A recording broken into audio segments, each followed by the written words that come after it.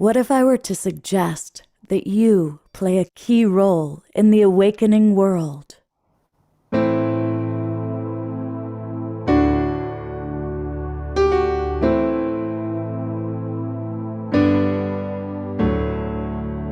that you are watching this because you have heard the call.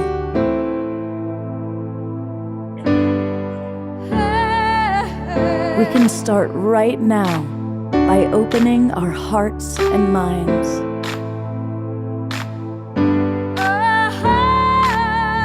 Welcome to the awakening world.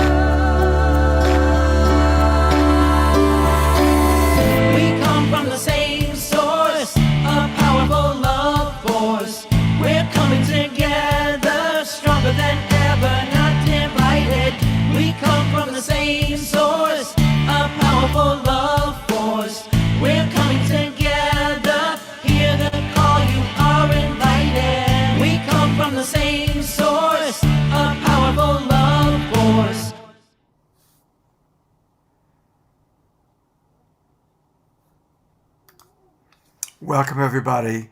It is the Saturday night edition of The Awakening World.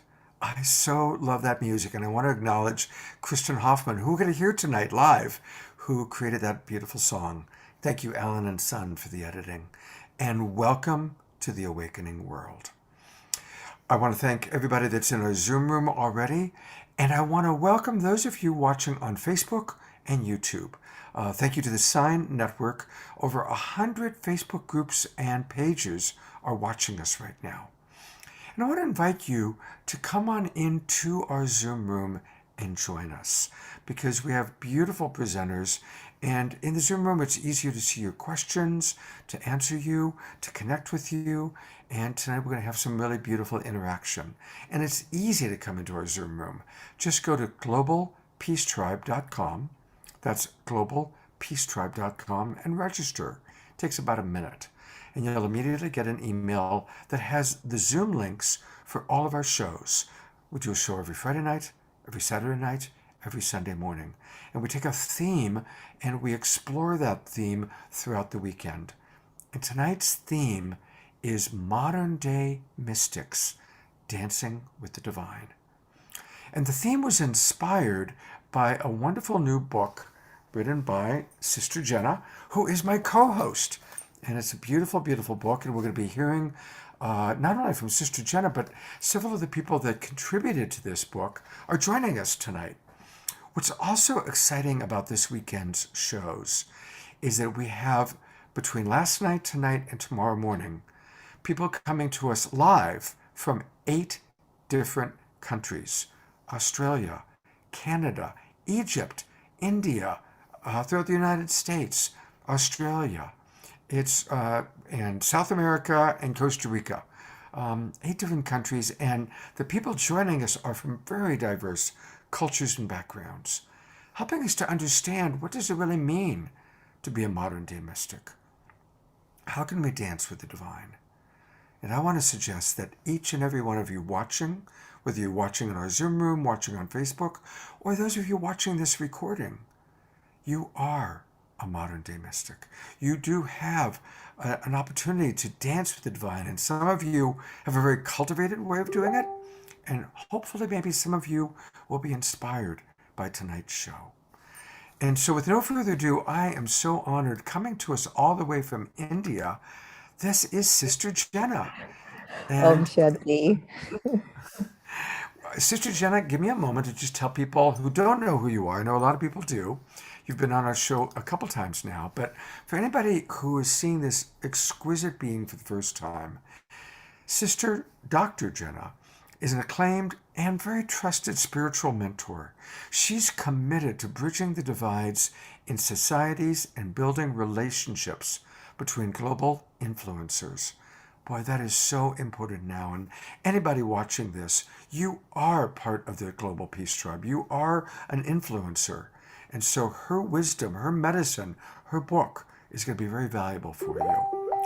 She's been a recipient of the President's Lifetime National Community Service Award. She's a member of the Evolutionary Leaders, and she is a most beloved guide for us all. Welcome, Sister Jenna. Thank you, Scott. You're too kind. And can I tell you, this is so timely to be having a party on Saturday night, dancing with God. I mean, only you would do that. Well, thank you. Uh, Share with us a little bit who we're going to have. And what I'll do is I'll pull people up on camera and you can just tell us a little bit about each one of them. And I think let's start with our beloved mutual friend, Kristen Hoffman. Kristen Hoffman, I've adopted over the years. There's something about when we come together, the divine comes through her in ways that are indescribable with words. It's just so sacred and pure. So I'm looking forward to our time with her. And her musical geniusness is just innate. She didn't have to go to Juilliard to learn music. She is music. And Yes. I'm so happy that she's with us today. Great. Sister Wadi, who has known me the longest of my tribe in the Brahma Kumaris community, she's located in Miami, Florida, has been a person that I go to when I just can't figure me out. And there's a way that she will articulate so naturally, just speaking from her innate wisdom about life. And she just makes me get it. And she doesn't even know because she's blabbing away, but I'm getting it, you know? And so her spiritual presence and her spiritual role in the Brahma Kumaris world movement is one of integrity and character. Everybody goes to Sister Wadi to feel safe and to feel a sense of trust. So I'm looking forward to her contribution today. Thanks, Sister Wadi. So Janai Lane, I came to meet with her in the book, whereby she's sharing her story that I thought has opened up some interesting thoughts for me. So in her book, in the book, I like the way Janai shows up. And I think in her sharing today, you will get to know the heart of how beautiful this soul is. Thank you for being on the journey with us. The amazing Shadea, AKA Dr. Ivy. When she first came on my radio show, America Meditating Radio, it was clear to me that we were going to be buddies for many, many lifetimes. The gift of her voice and a descendant from the great Marian Anderson, who's just, it's funny if you listen to the prolific sound of Marian Anderson and you listen to Dr. Ivy, they sound like twins. Her voice is so powerful, but Dr. Ivy isn't about her voice. It's about the love and the presence of, there's a kingship about Shadea. When she walks into a room, a king has arrived. And so that's the energy that you feel with her. So she's definitely a blessing on the earth in the part that she's playing now. I'm happy to call her a friend. Beautiful. And then we have a couple of other people who are going to join us that aren't quite with us yet. Wow, Brother Charlie, one of the few brothers that actually came into his awakening with the Brahma Kumaris over 45 years ago, when the Brahma Kumaris was predominantly more Indian-based in its philosophy. And Brother Charlie's ability to articulate such deep spiritual wisdom with such humility will be felt today in our sharing and his story of his connection to divine. Guys, you're going to love everybody tonight. This is going to be one of your programs that you're going to go to bed just going like, oh my gosh, I feel so good. I feel so sweet. So yeah. And coming all the way from Egypt a little bit later tonight. Sister Aruna, this is one of my buddies. I mean, she's fashion oriented. She loves to look good. I love her. But Aruna is genuine, real, doing a lot of unlimited bestowing of service in the Middle East. And I think what I love the most about her too, again, is the ability to articulate spiritual wisdom in a way that you can receive it at a heart and head level. So whenever we can do that, there's a balance. So Aruna has a beautiful way and a beautiful fragrance in conveying God's message. I love that about her. Beautiful. And I want to introduce Keishi Chai has come back again.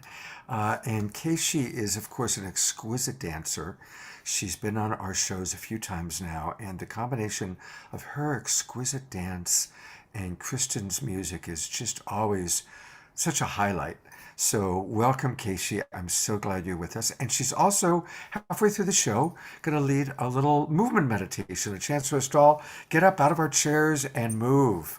So thank you so much, Keishi, for joining us. All right. Well, you know, Sister Jenna, we always like to start our shows with something very upbeat. And there's nothing to get a show started more dynamic than, I mean, that's why I start every show with Kristen's song in the Awakening World. And now that we're going to really drop in, I'm going to bring back Kristen and Keishi.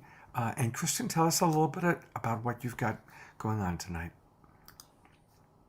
Such an honor to be here, and Keishi, I'm very excited to be diving into a Solom improvisational music and dance world together. We are going to literally open ourselves and call in divine and see what emerges. This piece has never been played or danced. It's going to be exactly what wants to come through now. So for all of you who are watching and listening, I just want to invite each and every one of you to think of yourself as a co-creator in this piece. Send your intention into the field, and Keishi and I will be the vessels that receive our collective vibration. Keishi, do you feel like adding anything to this before we start, or? Ditto. We're going to be soaring through the clouds with you. So bring it on. We look forward to being the channel. Beautiful. Here we go.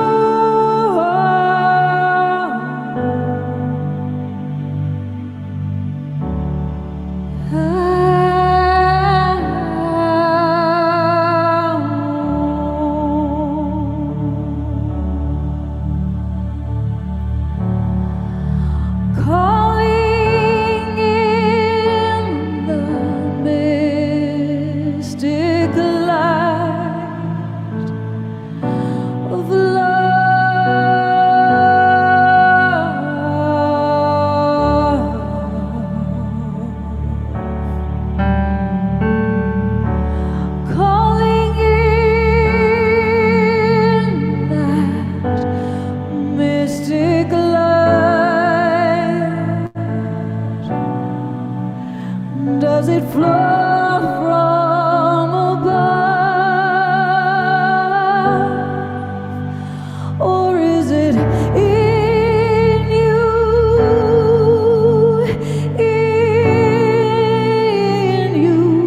always?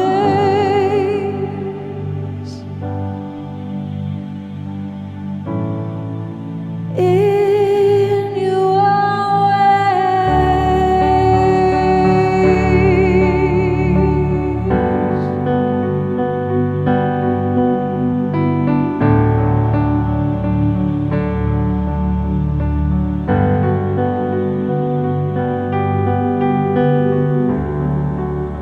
I can feel you in the wind when you whisper in my ear, softly and sweet. I can feel you on the wind, singing right into the heart of me, singing,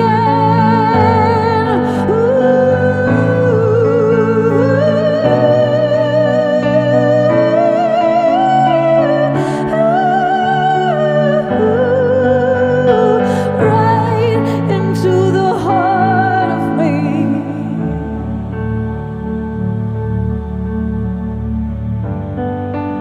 Right into the heart of me, sweet divine, you're right into the heart of me.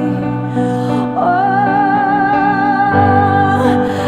bring into the spark of me, light the divine spark of me. Oh,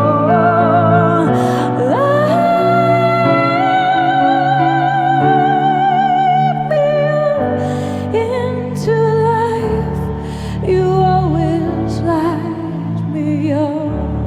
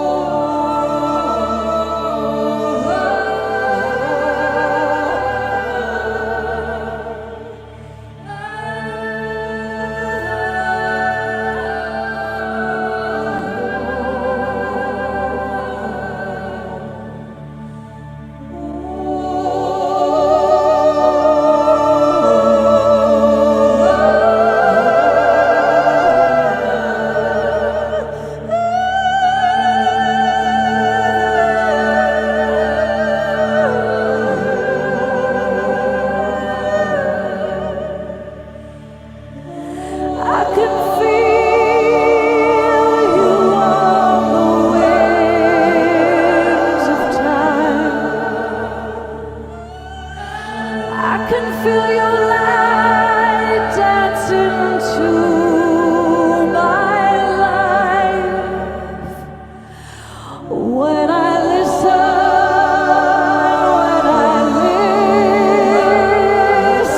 deep into the mystery,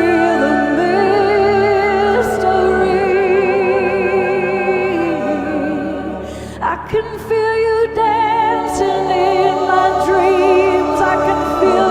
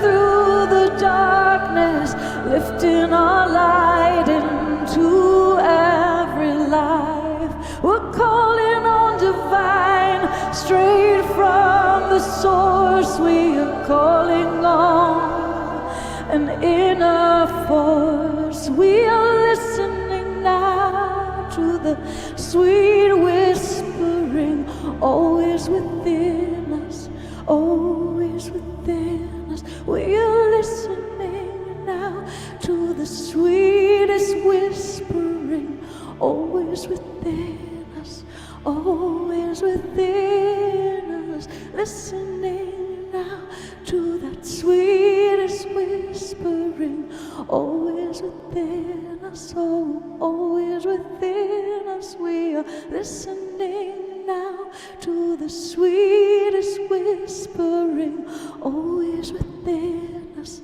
You're always within us. We are listening now, the sweetest whispering, always within us.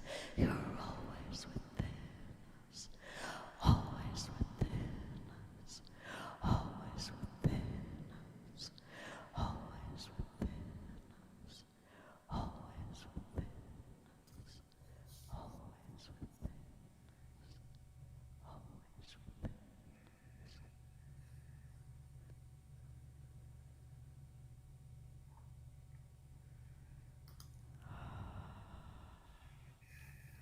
Take a deep inhale and feel yourself inhaling in that mystical divine that is everywhere.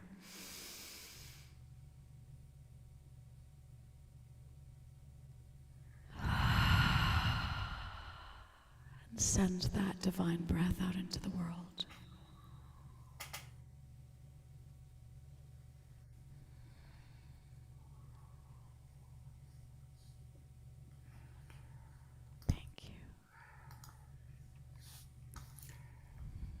I'm noticing that both Sister Jenna and I are like wiping the tears from our eyes. That was incredible, as you'll see in all the comments. Since we're in such a sacred space, I'm not going to go to your websites now. We'll do that later. I'm going to bring Sister Jenna on, and we're going to roll right into our prayer.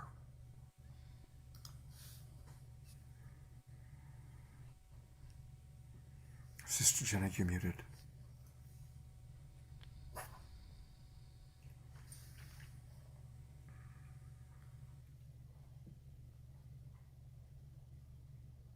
Om Shanti. I think it's important that we stay on this stream right now.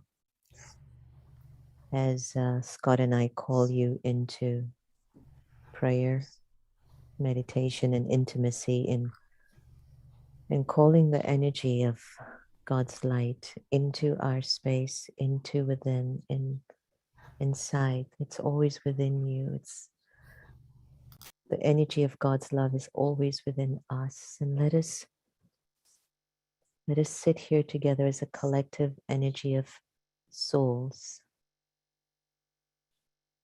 allowing the vibration of God's love and peace to well up inside of us and spread far and wide, especially to our brothers in Russia and Ukraine. May those soldiers feel Baba's light. And may the leaders have a moment of divinity and mysticism where the pause invites them into their connection to Source.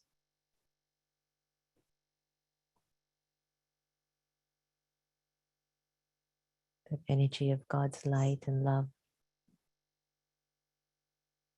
pulls them up and out of the trenches of violence and greed,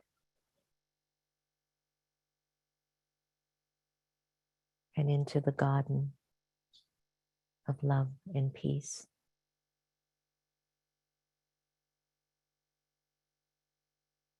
Let us hold this moment of silence.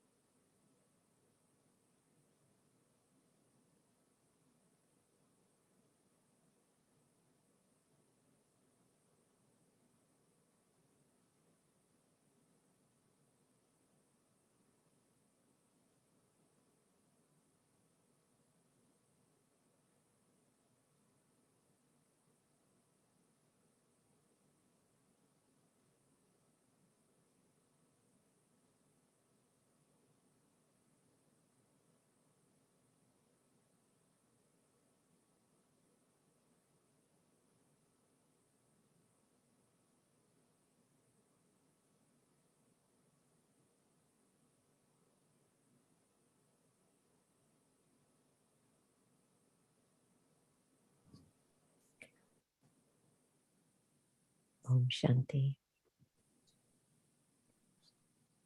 Our invitation of this space doesn't stop here, but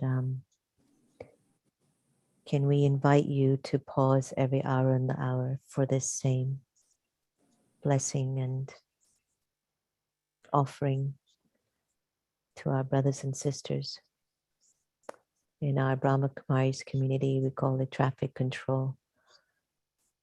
And I know with all my heart that if we mentally commit to pausing every hour to be in service from the mind and to give pure feelings and good wishes to our brothers that are right now without the connection, the remembrance of the flame, someone will be touched, and that person will touch another and touch another. And before you know it, they'll put guns down for wings. So thank you, Scott. Thank you so much, Sister Jenna. And thank you, Kristen and Keishi, for just an exquisite, extraordinary, beautiful, beyond words. Yeah. We will continue the prayer. We're going to dedicate the after show to prayer. And Sister Jenna, I believe that it's time for you to introduce Sister Veronica. Yes, yes. So everyone that's on and watching today, you've come into this zone by lieu of the book, Mystical Experiences with the Divine, the meditation book that we released on the 2nd of February. And one of the co-authors is someone that has known me from I was an extremely young woman, I think in my teenage years. And she's watched me here and here and here. And she's continued to give guidance as a result of what she sees over there, the future of the soul. So when she offered her story to the book, it was entitled Doubting Thomas. And it was interesting because we've all heard of this, this phrase being coined about a doubting Thomas. And it was interesting, and I'm going to let her share her story, that her connection to God was direct, personal, but the fact that something awakened in her more with Brahma Baba, who was the instrument that brought to life the movement of the Brahma Kumaris, but the fact that she somehow started to connect the two, that there was God's energy, definitely for the whole world, and there was this man. And there was something about his eyes and his presence. And I think I'd like to invite her to share about that awakening that happened to her in her Doubting Thomas stage, but her contribution that she made in the book. Welcome, Sister Wadi. Thank you so much, Jenna. First, I just have to acknowledge Kristen and Janai. The singing, it absolutely fills my chest. She did speak about the heart, but it felt like as if my whole chest was just filled with the beauty of your voice, that gift that you have from God. One of the reasons, no doubt, that God loves you, but the gift that you give to us. And then at the end of it, what you brought to the silence that came at the end and then was continued by Sister Jenna was magnificent, just magnificent. Thank you. Oh, thank you so much, Sister Veronica. It's always such a blessing to be in your presence, and I've learned so much from you already, and I know I'm just about to learn more right now. A little bit of the story, I suppose. I know it's about modern mystics, but I could say I was the reluctant mystic and had been on the path of search for a good number of years, traveling to many different countries, and at that time not quite knowing that what it was that I was in search of, but what I did feel sure about was that when I would find it, I would recognize it, I would know what it was. And when I was in my mid-20s, I encountered the Brahma Kumaris and Brother Charlie in London. And they were very small at that time, very small organization. They just sort of come to the West. And I liked many of the things about it. And I already intuitively knew that what I was looking for could not involve prayer or chanting or mantras. This the soul knew. I also felt that I would never join an organization. I was not a joiner by nature. I would never end up wearing a uniform. That was how I saw it, that if I aligned myself with one organization or one system of a worldview, then I would be ignoring or renouncing all the possibilities from somewhere else. And so when I first went to the headquarters after a few months, I was going to check them out, this sweet arrogance that I was going to check them out. And it was whilst I was there that I had the experience that I shared in the book. And it wasn't that I first believed what they were telling me. I did not. I know I liked them. I knew I liked them. And I liked basically the things that they were saying. But again, there was limitations to my understanding. I loved the energy, the vibration. And in this particular meditation, it was as if my world just turned around, turned upside down. And I know that the limitations of my own imagination could never have taken me into the experience that I had at that moment. And it was heightened by the fact that there was a senior yogi in front of me and sharing through his eyes the love that he had for God. And then all of a sudden, it was like this light was coming into my forehead. My whole being was being filled with light and with the only word that I could use, not at that time, but later, was bliss, complete bliss. And that energy, that light was then radiating, was coming out from me in waves. And I really felt afterwards that it was like God, that whom I was beginning to know a little bit about, was telling me, okay, Miss Doubting Thomas, there's no other way you're going to get it, that you're a little bit perhaps dense or argumentative, and that there's only, this is like the last ditch attempt to show you. And it was complete light, bliss, love, everything else. And so I went from, at one moment, checking out the Brahma Kumaris, almost like as if I was honoring them with my company, to complete life change, and where I accepted that this was home for me. And I do believe that everyone has a home, a place, a practice that is absolutely right and fitting for them. And before going to India, I didn't pay much attention to the founder of the Brahma Kumaris.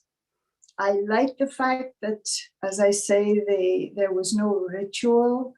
There didn't seem to be any dogma. But again, the idea of a human being. But when I went to India, it was like, again, a change in that I was able to understand better who he was.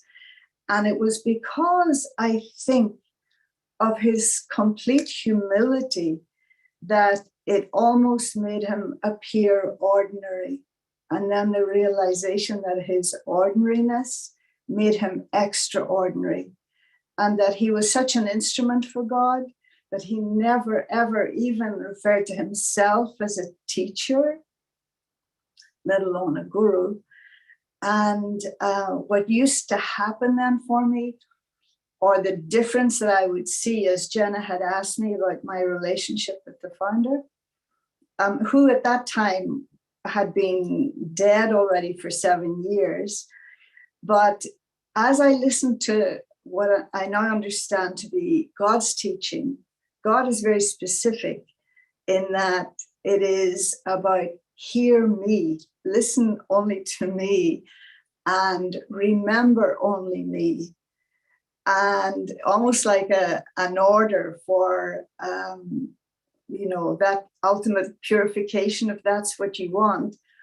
But this man, Brahma Baba, in his subtle form, his angelic, his form of light, he used to come to me.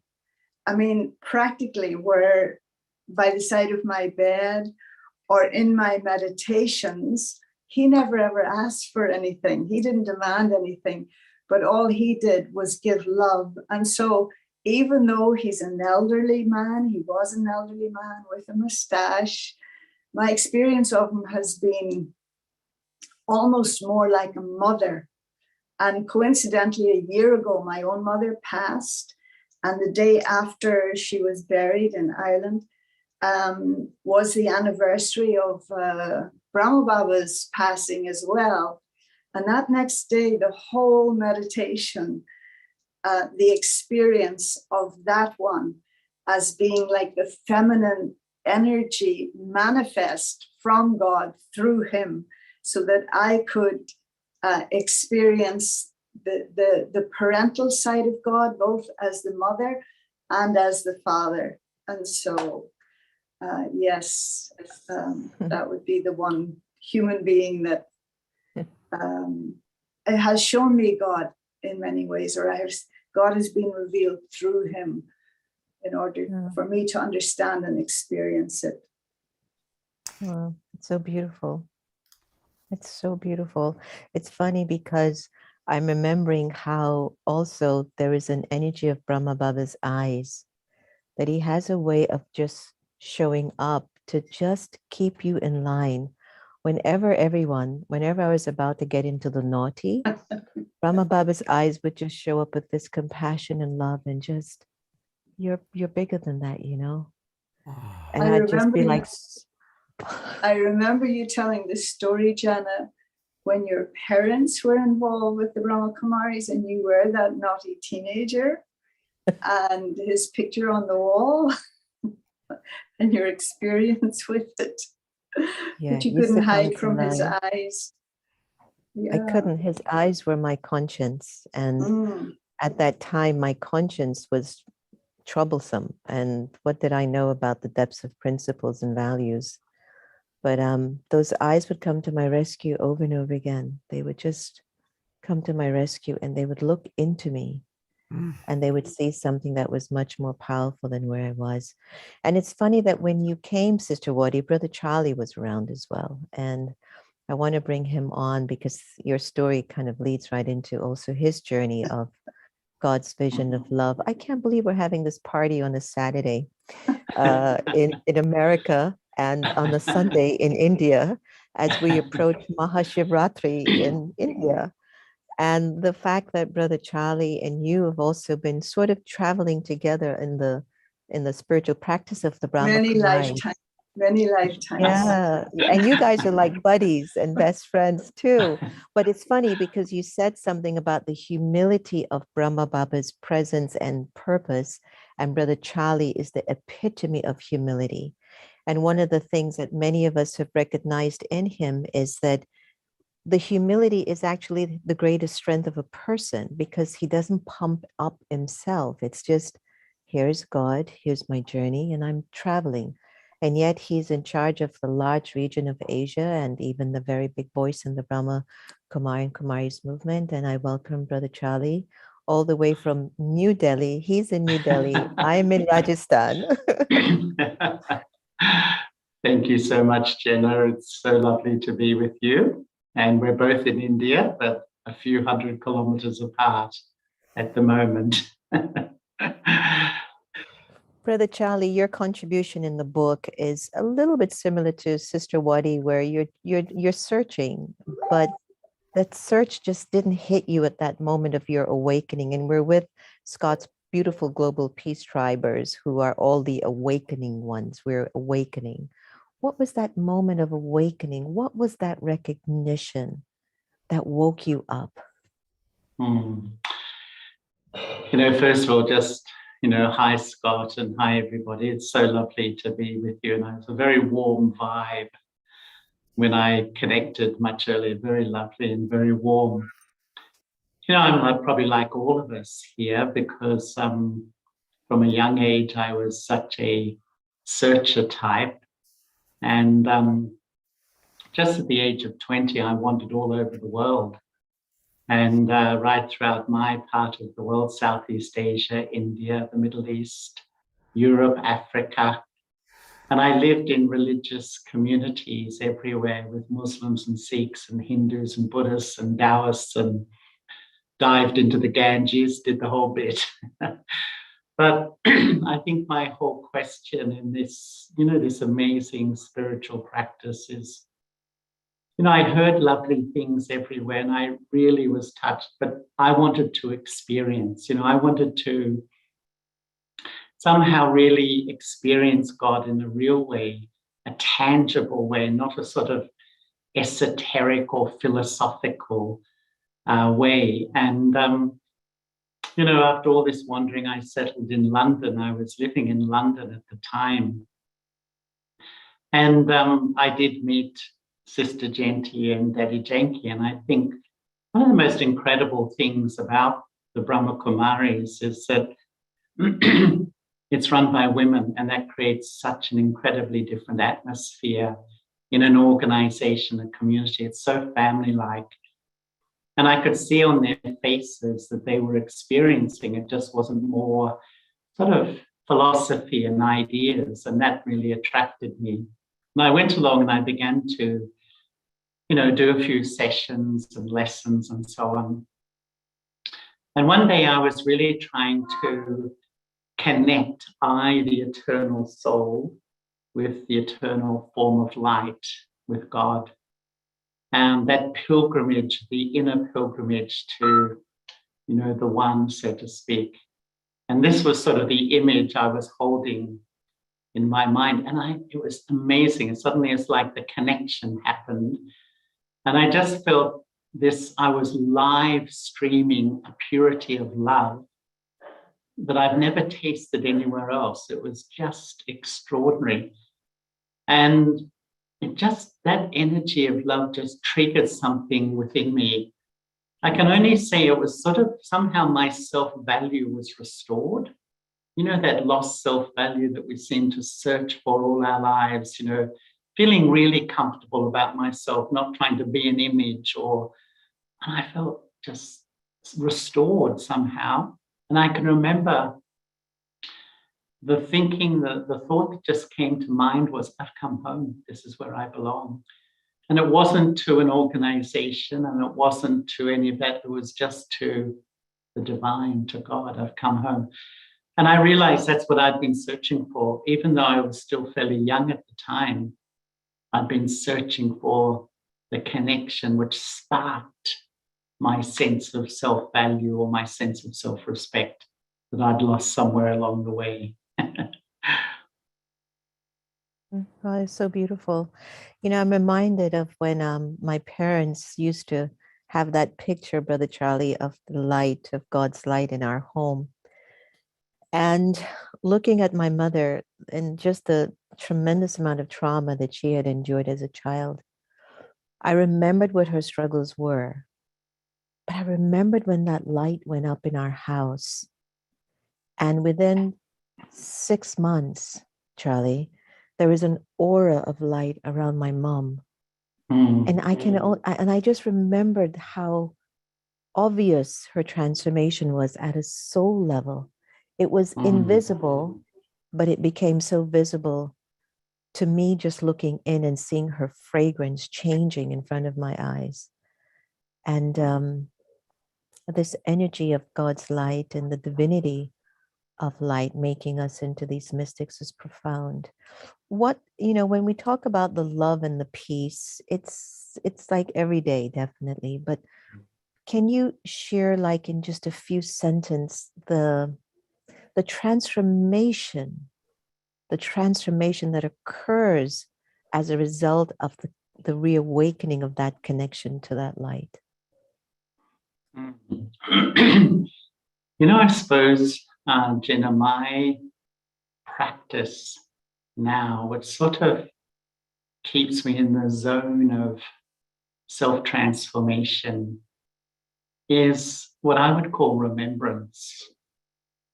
And what I've begun to observe in myself is that, that part of your consciousness, the soul, the intellect, the intellect's always traveling and connecting with a memory, a person, a situation. And what I've observed, whatever I connect with in that millisecond, it's instant, I'm influenced by it. And then I download a vibe into my mind. So if I remember someone I love, I download this really sweet vibe. But I connect with someone I'm going through some conflict with. The instant I touch, I'm influenced and I download a different vibe.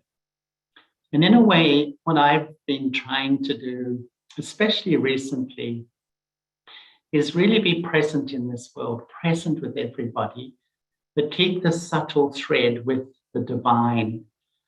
And I find that unbelievably, like in a moment, my attitude transforms.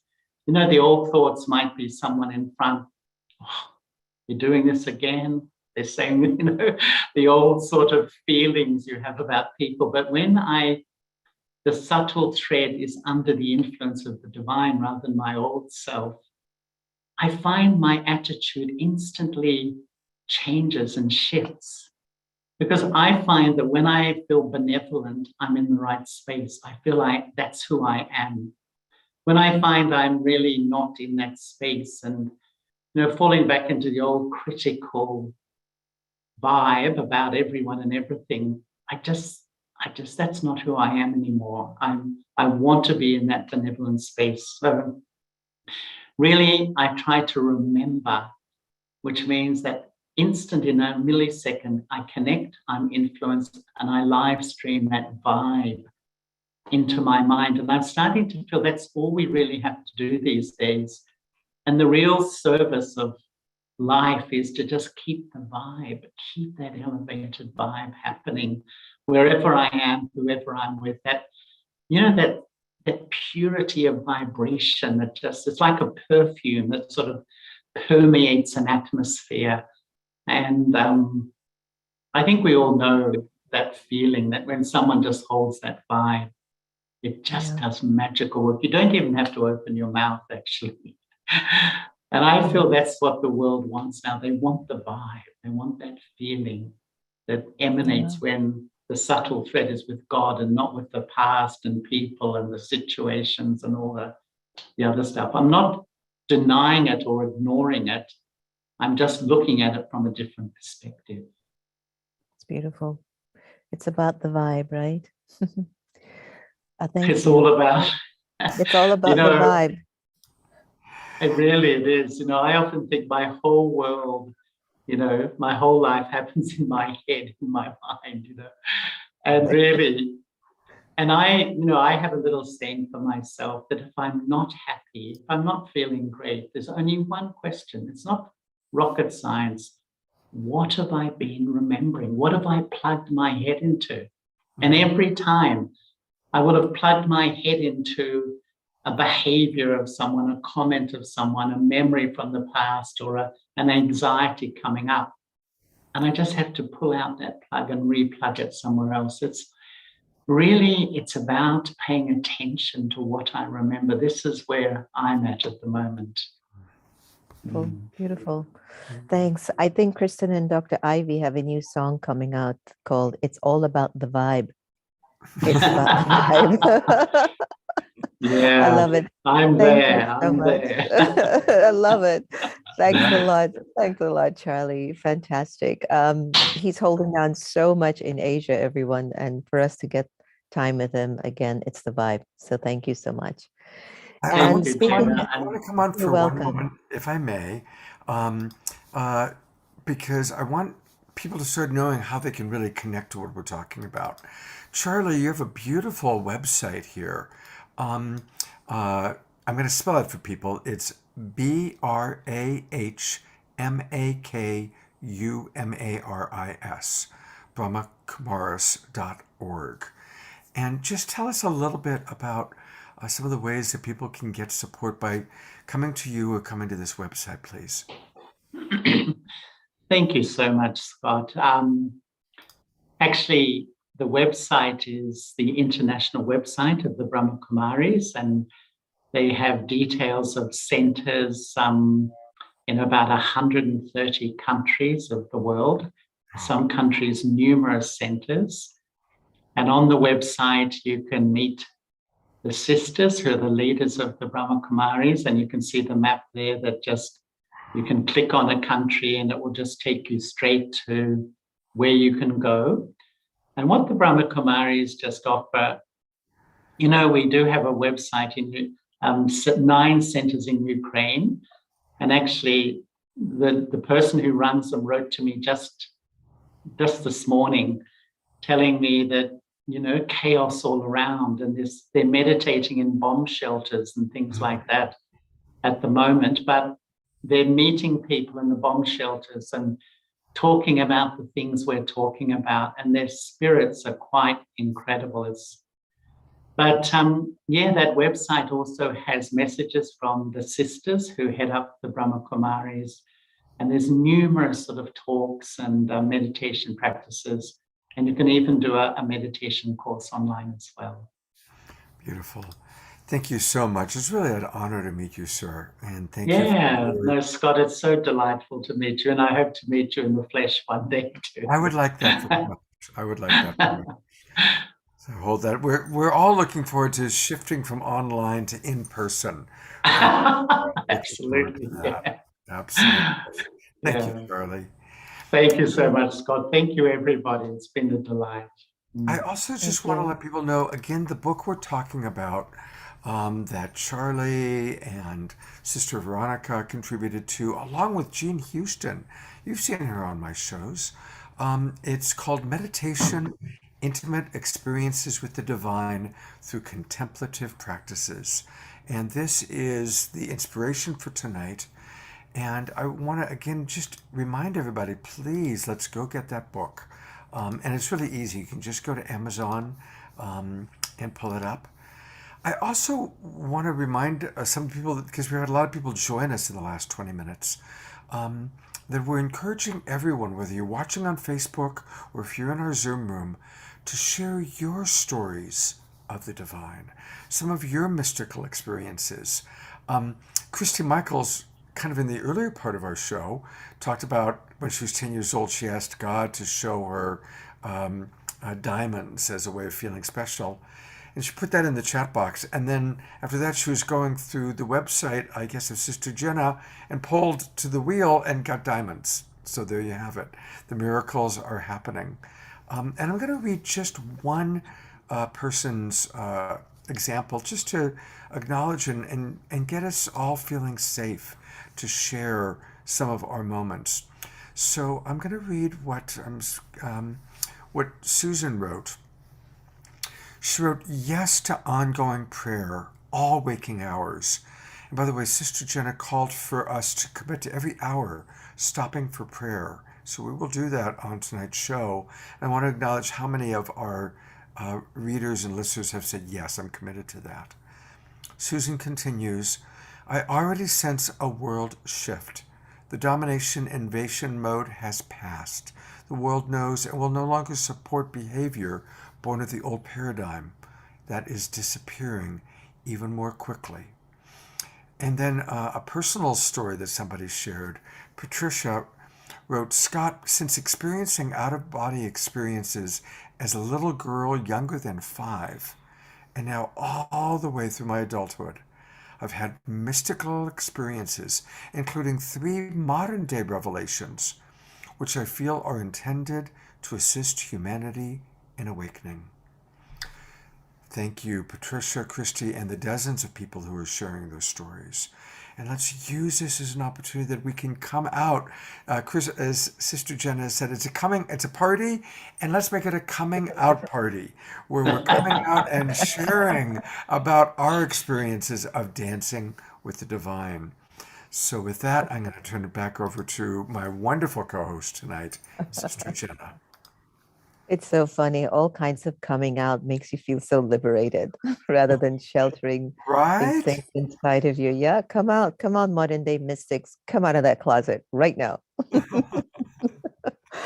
So a few years ago, everyone, and oh gosh, wait, let me pause for a moment.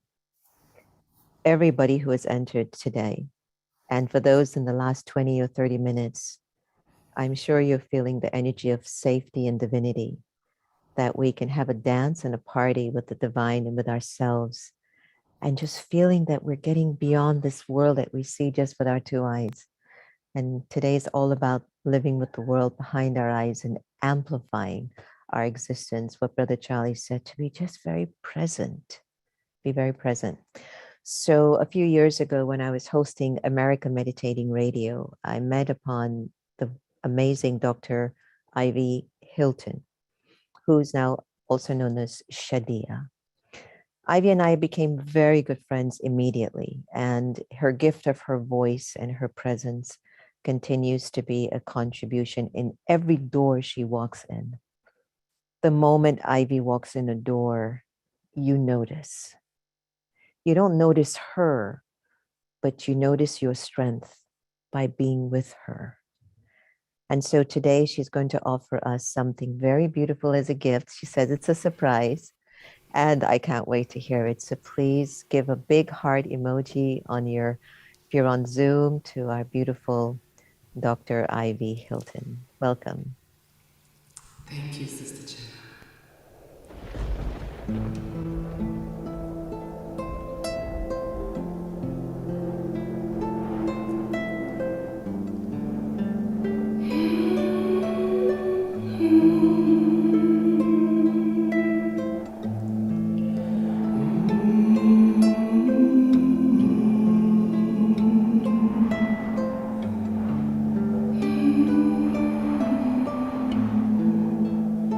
Let there be light. In the beginning, God created the heavens and the earth.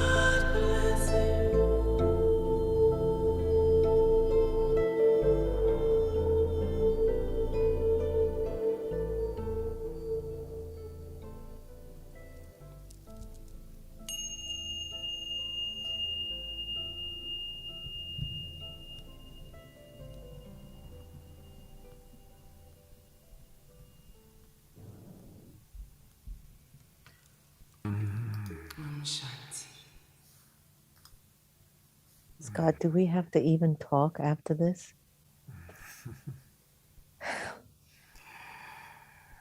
Well, we can go slow, but I do want to let people know where they can get Dr. Ivy's wonderful sound healings. So I'll talk slowly. Dr. Ivy has a lot of beautiful, beautiful offerings, and you can get them by going to, I'm going to show two things.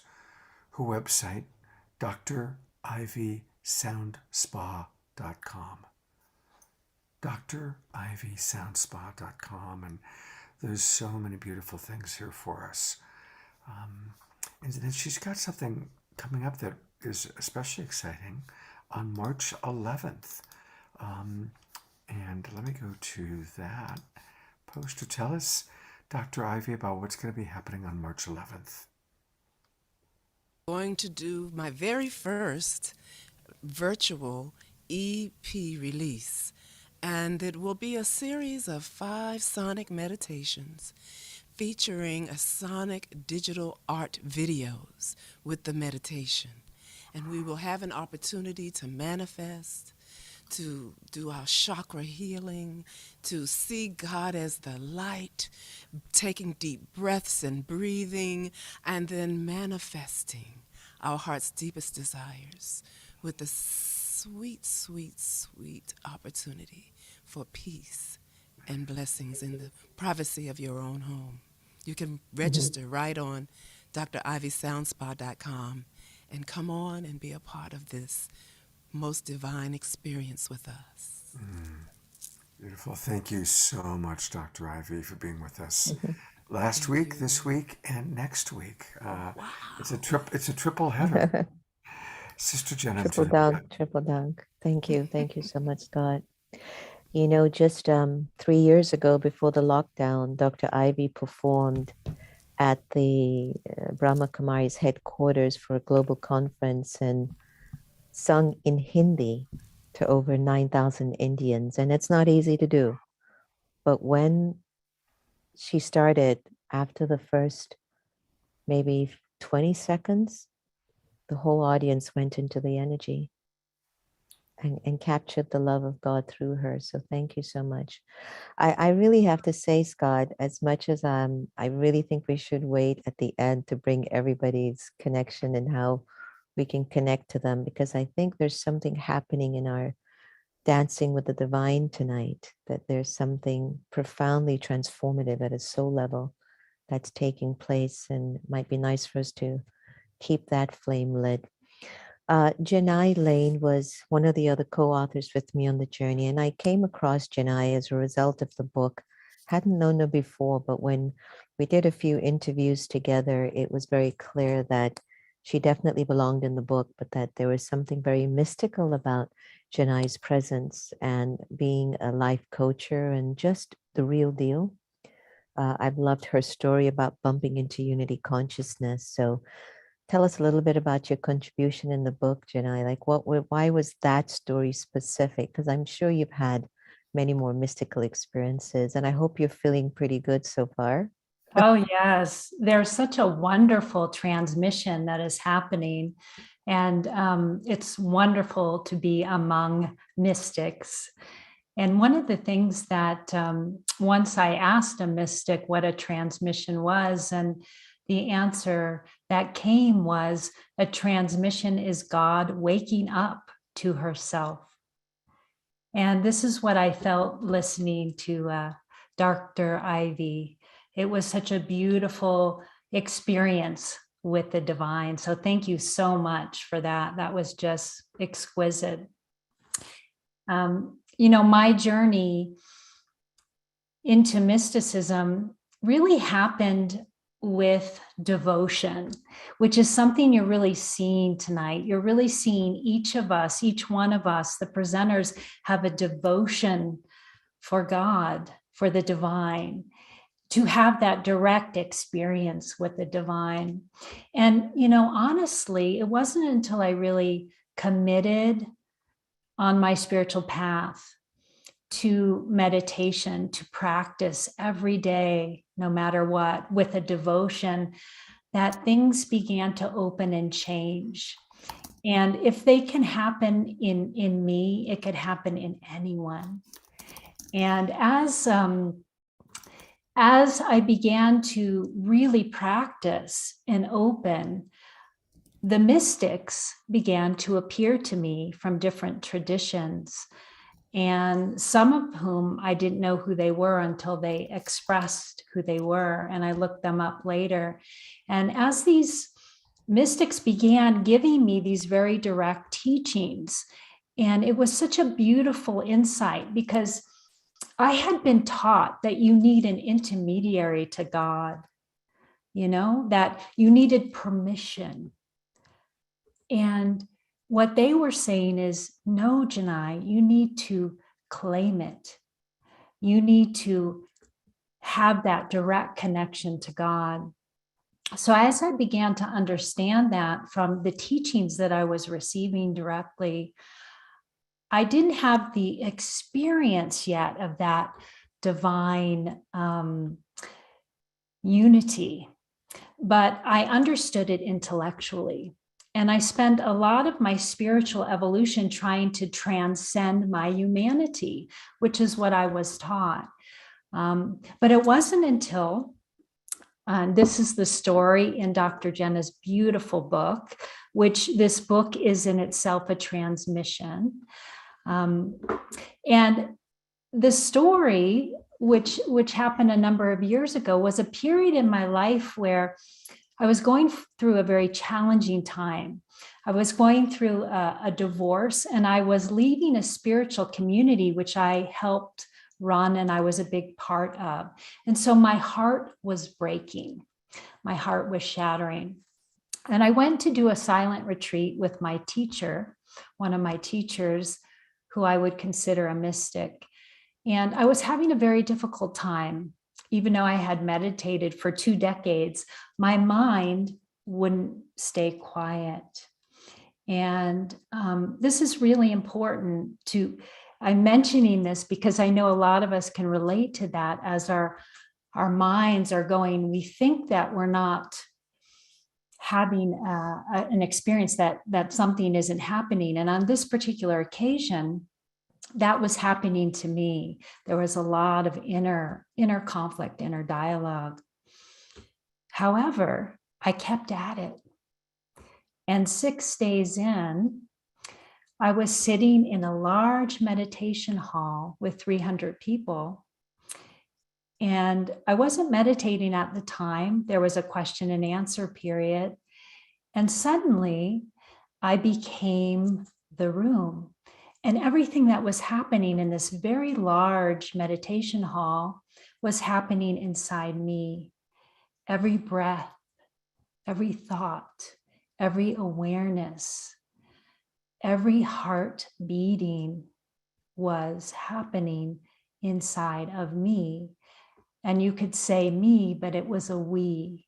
And there was no separation between me and everyone else, me and God.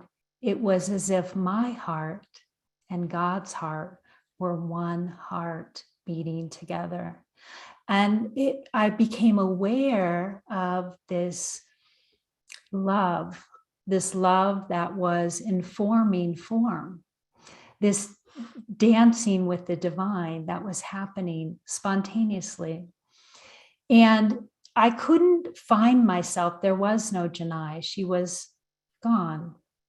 And there was just reality happening, love living through us. And it was an exquisitely blissful experience.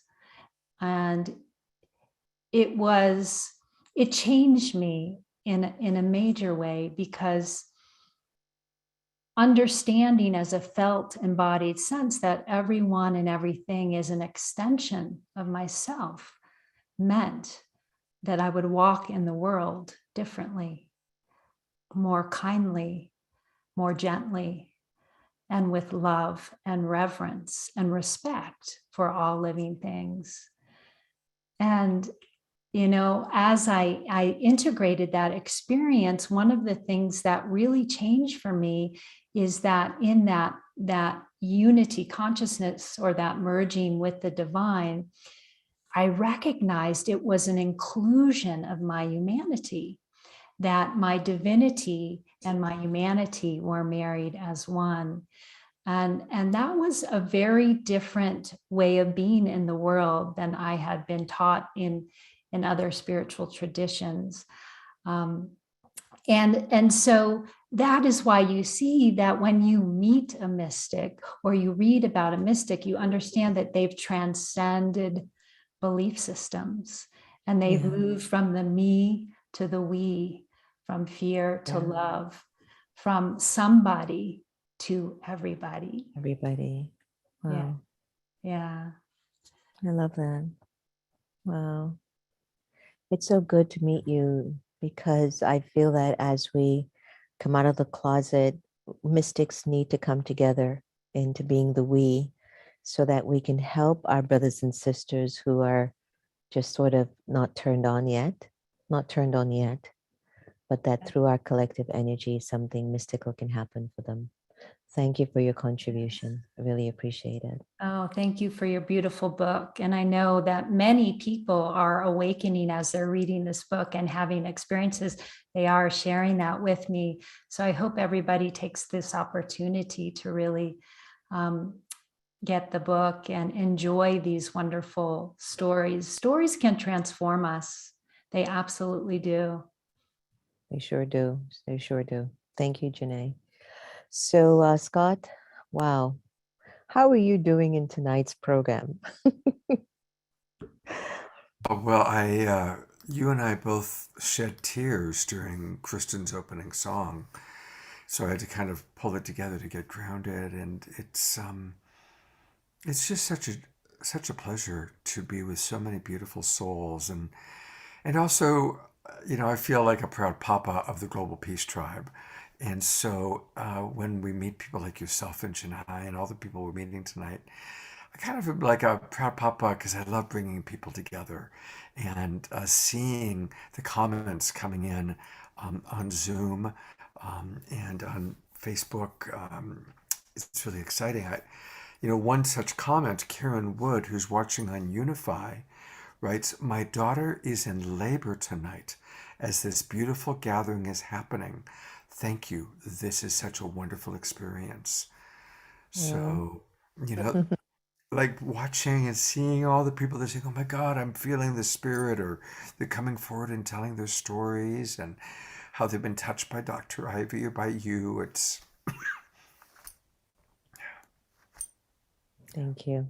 Thank So I you. think we've got Keisha coming back on. Casey is going to lead a movement meditation for us. Yes, thank you so much, Scott. Thank you so much, Sister Jenna. I was really inspired by Sister Jenna's share in the pre-show about wanting to show up with authenticity and realness when she was younger as somebody venturing forth in your spiritual path. And I decided for tonight that I am going to step into a blank slate and share as well a guided movement meditation. And it's inspired by Sister Jenna's idea of meditation, of tuning into the breath, and how we can use that and infuse our movement, because we were given bodies by the divine, by source. We're not only heads moving around through space. So through breath, we will activate our body. Let's just take a quick moment to close our eyes and just do a quick body scan. If you're having a conversation with your body, what is your body saying to you right now? Is there a part that's holding on? Is there a part that needs some releasing or letting go? You can feel free to put it into the chat. For me, I can definitely feel my upper trapezius saying hello. So as we move into some dance, as we step into dancing with the divine as the theme for tonight, I'm going to play a beautiful song by my friend Narayan from Caravanserai. It's called Wandering Mystic. Okay, so I invite you to join me to take this very short movement break to tune into your breath, and then let that inform your body. So we're going to stand tall and exhale out. Thank you very much. Thank your body.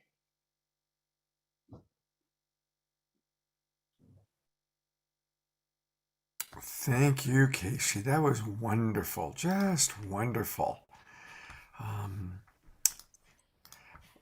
And we're going to do the promotions for everybody at the end of the show now. Thank you, Casey, for your dance and for just getting everybody back in their bodies.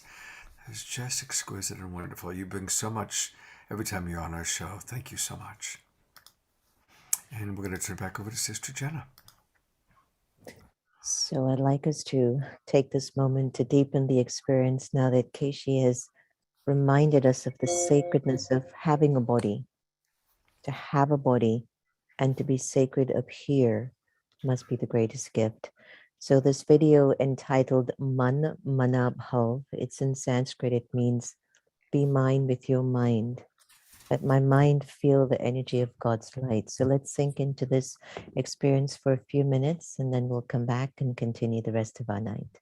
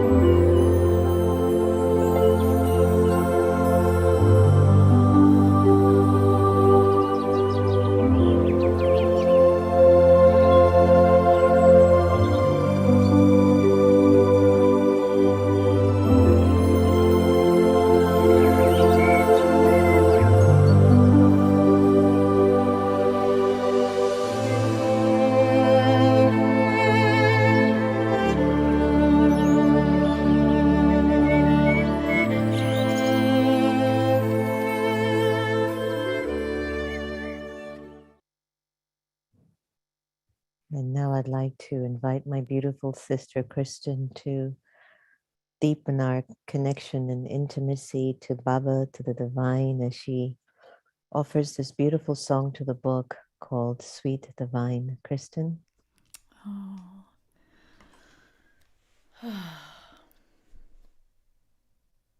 Such a beautiful joy to share this song, Sweet Divine. I have to put my headset on. I forgot. Okay.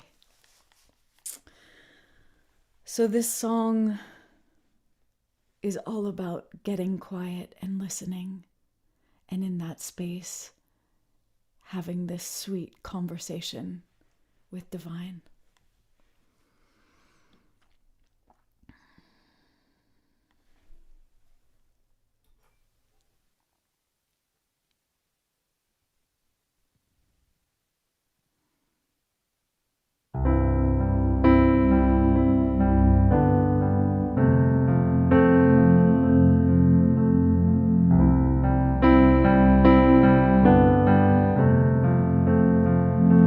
Sweet divine, you know my soul in intimate light. You Guide me with a map of signs.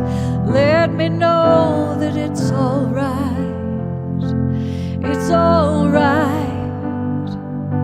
Sweet divine, when we speak in deepest prayer, in the silence feel you there, like you're always so aware of me.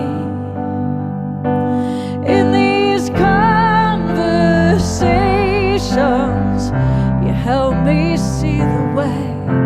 These conversations, my unique offering. These conversations, the healing that is mine to claim. Oh, sweet divine.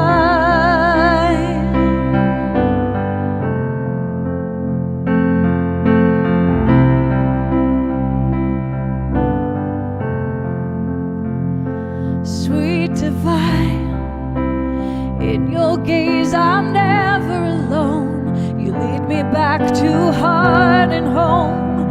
Help me hear the truest tone of who I am. Sweet divine, even when I'm living asleep, forgotten how to listen deep, you find a way to sing to me through the night. In these conversations, you help me see the way.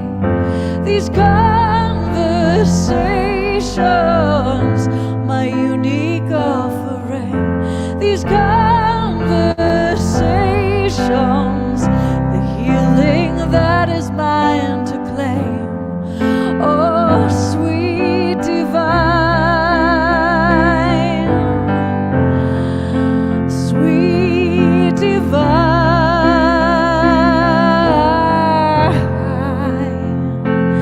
Ooh.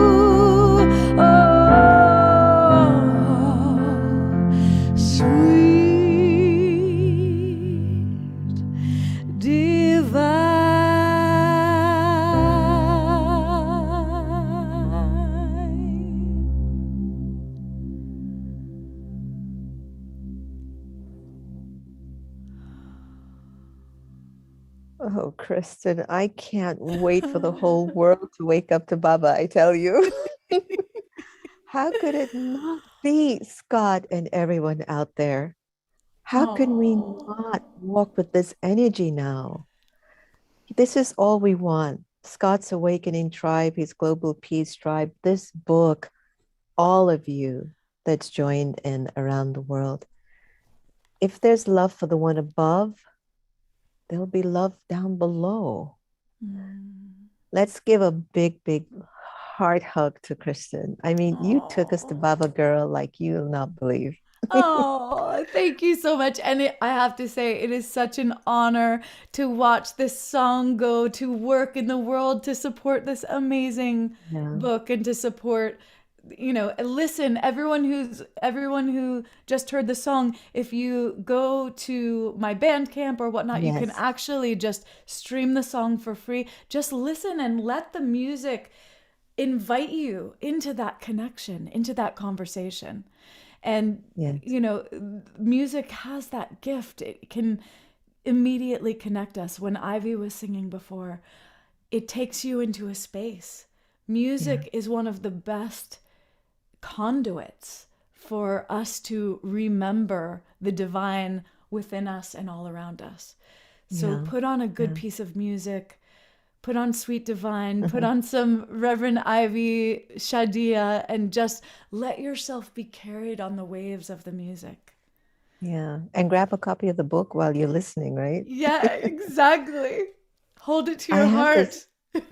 I have to say that tonight has been, it's my morning now, and I don't even know how the rest of the day is going to go for me after today. But it's going to be definitely filled with a lot of richness and divinity, no doubt. We're about to come closer to the close of the hour, and I want to thank Kristen again for her contribution to reconnecting us to Baba's light, to God's energy, to the world of love. Our next special contributor to the book, and Kristen, I forgot. Thank you for making this happen tonight. We would have never had this evening if you had not had this conversation with Scott and the tribe to bring this to fruition. So thank you for this service. In Thank these you. conversations, the awakening world happens. Exactly. We all come So together. now, I know, it's so wonderful. So now we're going to go all the way to Egypt, and we're going to be at the top of the hour there. And one of my beautiful sisters of the of the study of spirituality and meditation and Raj Yoga, Aruna Ladva, has been on the journey for quite a long time, since she was quite a young girl. And her contribution in the book is very fitting to the theme of tonight's talking, dancing with the flame.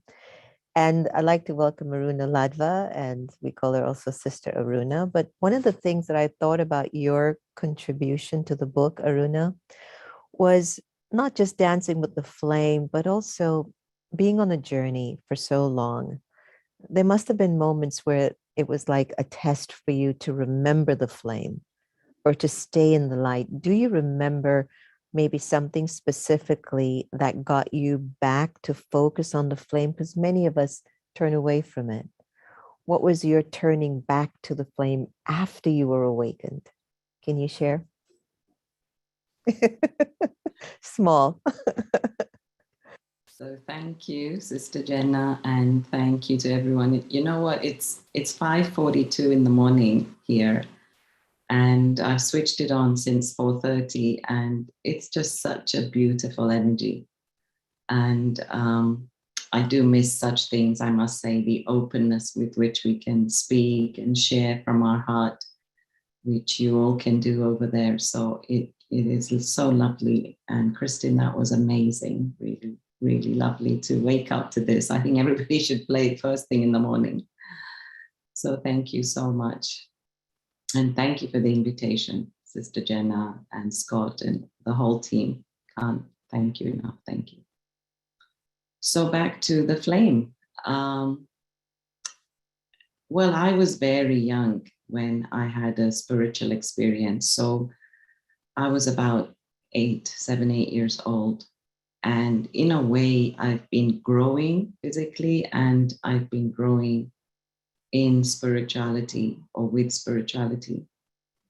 So of course, there were many tests and distractions and attractions and the pulls and things to take you away from your discipline. But a few things I guess I could highlight is, one is the truth.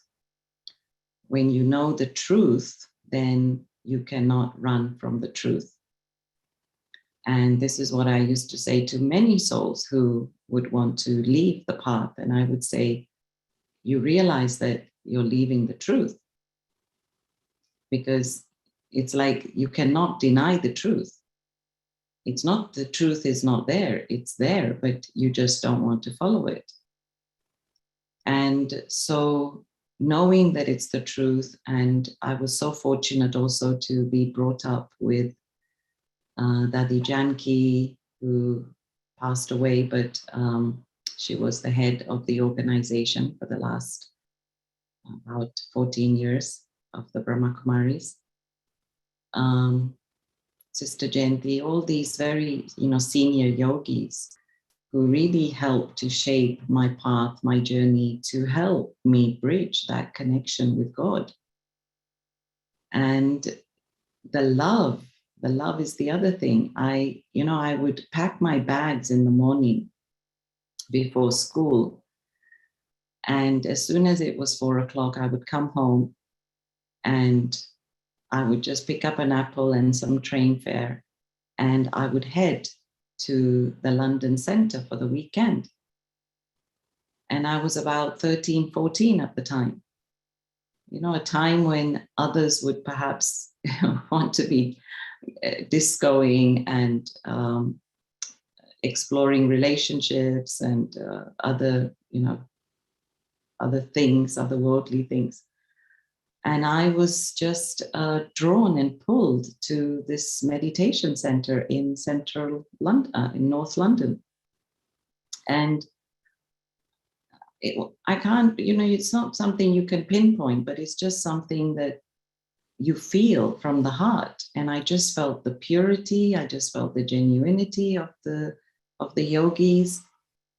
And that was resonating in me. And I just felt like I wanted to become clean from inside and out. And of course, as I say, there were many tests, but then I, kept going back to the memories. I kept going back to what I had experienced, and nothing compared to that, nothing compared to that. And then one day,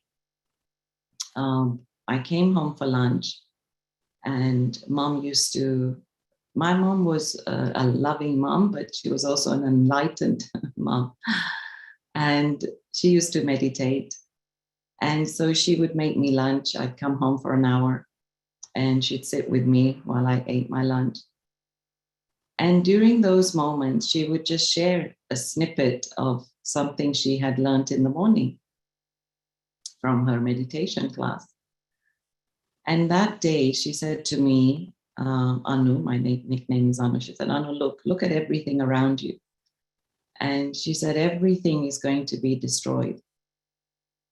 But the only thing that will not be destroyed is the soul. And boom, wow, like a zap. I mean, it just hit me that she's so right. And of course, she explained to me what is a soul, and the soul is eternal. And I remember that week telling my best friend that let's try and find something that is eternal. Let's try and tell mom, let's try to convince mom there is something else. And that whole week, I remember looking around and, everything we see with these eyes is perishable, but the soul is imperishable. And so that point gave me my spiritual birth. And so that's like, Jenna, that's like another truth. I cannot run from that truth, that I need to focus, I need to give attention to that which is imperishable and not that which is perishable. So yeah, this is what keeps pulling me back to the connection with God, or Baba, as we say. And that's another beautiful thing. I mean, I'm actually based in Kuwait, but I'm in Egypt now, setting up the center. And I've just had such lovely experiences. It's like I put the question out to Baba and he's responding. He's responding, or he's guiding, or there's a thought, call this one, or and it's lovely. It's amazing. It's amazing. So of course I'm not alone. I have help from above. And I think, just try it. Those who haven't tried it, put out your question and see what it is that he wants to tell you. And of course, yesterday we had a special day where the whole community of the Brahma Kumaris were trying to meditate for 8 hours, sitting down meditation, actual meditation. So I could manage it in the morning, and I had other appointments in the afternoon. But again, I just felt, I was up from 3 a.m. and I just felt like it was amazing. It was amazing just being here and experiencing the silence. So yeah, Beautiful. love this journey. Thank you so much, Arun. It's beautiful to be dancing with you in the flame, and it's so true. Truth is, I remembered once somebody had come to us. We were in New York, and it was somebody who was just little bit naughty, and they were going, "You guys say the same thing in your teachings all the time." But I remembered something Sister Mahini said, and she's the head of the Brahma, additional joint administrational head of the BKs. She said, "Yeah, we always say the same thing, but truth never changes. But when you hear truth, it will change you." That was so powerful. And so when we keep hearing the truth about, I can't be destroyed, so let me create the best experiences in my head. And if for whatever reason something slipped in that wasn't very tasteful for the spirit, then let me just be connected to Source, to Baba, to Allah, God, Jehovah, and not if I'm in trouble. I don't go to God if I'm in trouble. I go to God because I like God. And it's my BFF. It's my go-to. And I think when we get those tests and it tries to distract us from the flame, because we have a relationship, then it's always there. So thank you for reminding us of what is true, and whatever other struggles that it's a part of the journey, and the soul always goes back to truth. Thank you. And never to forget that taste of love, pure unconditional love. Yeah. Sometimes I will ask or tell my friends, if you're struggling with your connection to Baba, just ask, what does love want of me right now? And automatically the soul would just connect to Source, and you'll know the answer. So thank you so much. So everyone, it's been a wonderful evening of being with modern day mystics as we open and intimately share our experiences with the divine. And I can tell you that I know that I've changed for the last hour and a half that I've been with you, or 2 hours. I've changed because what Aruna said, truth, it lasts forever. And the more you hear truth, it will just keep making you a better version of yourself. So it's been a blessing to be with each and every one of you tonight. And I'll have to say that this was definitely a mystical experience. And I'm happy that modern day mystics are coming out of the closet and are becoming more and more apparent on the planet. And definitely through stories, we learn a lot about each other. Scott and Kristen, thank you for being up to so much good in the world and making us come together more in the we consciousness, and for loving light, and for loving the light, and for embracing the light within you that you see in others. So as we say in India, namaste. And we thank you so much for your service, your intuition, faith, and trust. So thank you so much. Om Shanti. Om Shanti. Thank you, Sister Shanti. Jenna.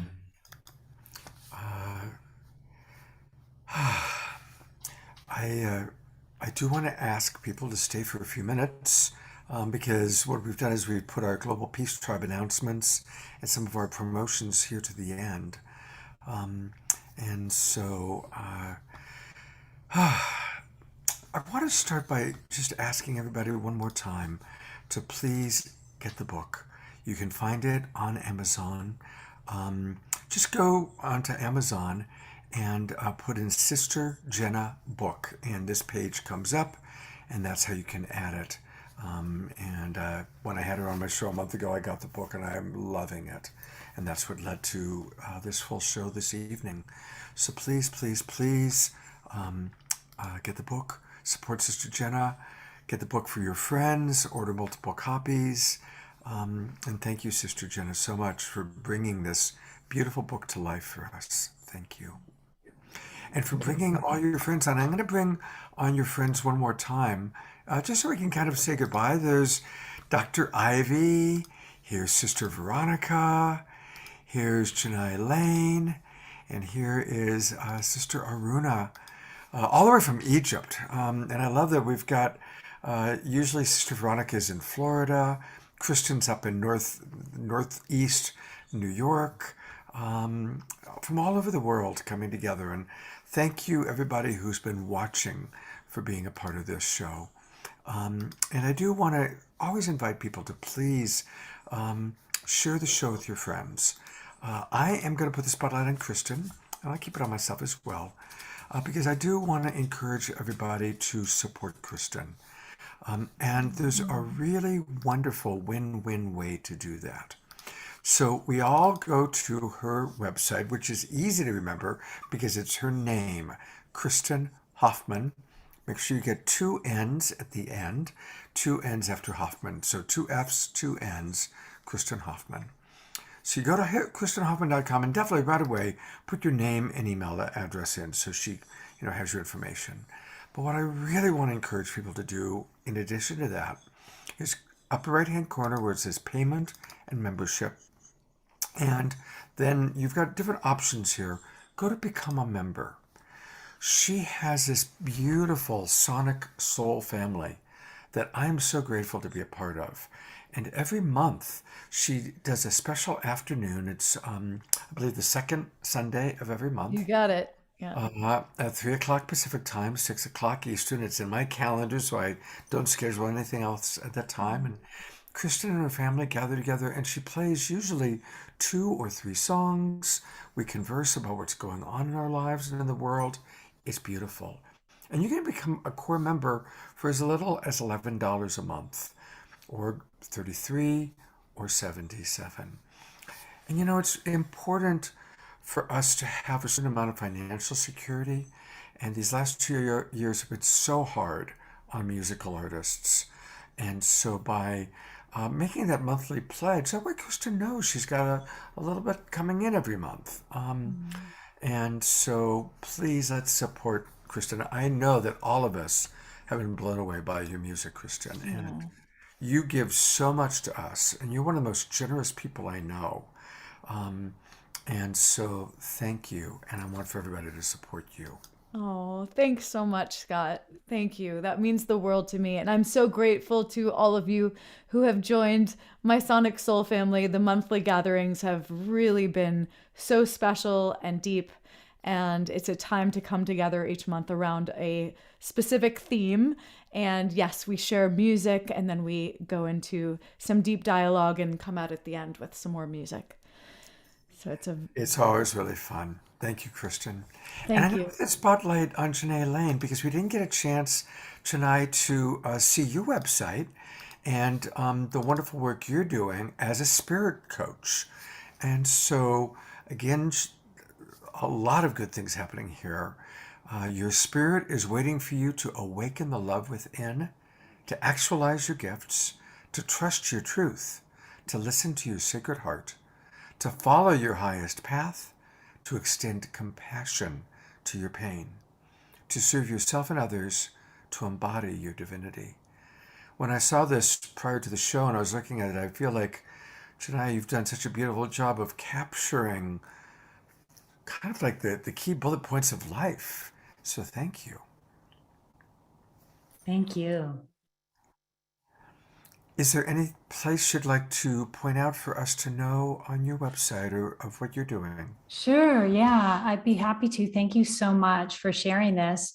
I do have a free page. If you scroll down, there's a free section where I have a lot of guided meditations and talks. I also have a free online course where you can really align your spirit and embody it and marry your divinity and your humanity. And so there's lots of wonderful tools I also train and certify coaches in a non-dogmatic approach to aligning with spirit. I have many different offerings like retreats and things like that. So I hope you can come over and join me, and I would love and welcome you. Thank you. Where are your retreats, Janai? Where are you located? Sedona. Oh, how perfect. How wonderful. Yes. All right. Well, I'll be in Sedona in May. Maybe we'll get a chance to meet. I'm going to be doing some shows from there. Thank I you hope so much so. for blessing us with your presence tonight. Thank you so Thank much. you. And I want to alert people to a few things that are coming up. Tomorrow is the third and final episode of this weekend's series. And again, the Awakening World always takes a topic and we explore it. And tomorrow night, we're going to be looking at how modern day mystics, and then the element we're adding is becoming an urban shaman. And I'm really excited because we've got people coming from all over the world, totally different traditions. Arika will be coming from Costa Rica, and she has a very diverse cultural background and very multi-ethnic. Beautiful brother Astarius Miraculi. You've seen him on my shows before. He's a beautiful brother. And then Don Jorge Luis Delgado is coming to us from South America. And Aruna Morrison will be coming to us from Australia. And the Sacred Sunday show is always a very interactive show. And I just heard that dear beloved Louisa Stowe is going to join us. And we're going to interact with her and have a special meditation for peace tomorrow morning as well. So please, everybody, join us for the Sacred Sunday show tomorrow at 10 a.m. And then tomorrow night, our friend Christy Michaels, who I'll bring on a little bit later on during our after show, but I want to make sure that everybody knows about what she's doing tomorrow night. It's a vision for peace, healing for America, and she's got some wonderful people joining her, many of whom you recognize from our shows. Dr. Marty Casey, she'll be on my show next weekend. Gary Malkin, incredible musical artist. Santon De La Vie, Gail Muldrow, Wanza, who we had before. So that's going to be tomorrow night at 6 p.m., Healing America, A Vision for Peace. And then I want to let people know about what's happening on the Awakening World next weekend.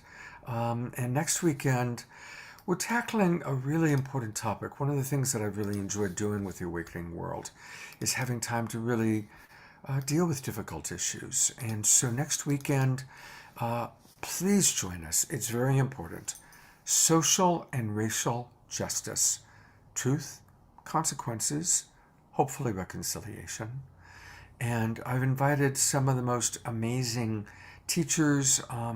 Sharif Abdullah is going to be with us. Reverend Bridge Feltus, Pato and Antoinette, Dr. Brenda Wade. Wonderful music with Nina Gray, my friend Oshola D. It's going to be powerful. And Ivy Hilton is going to be joining us for a third week in a row. 3 straight weeks of Ivy.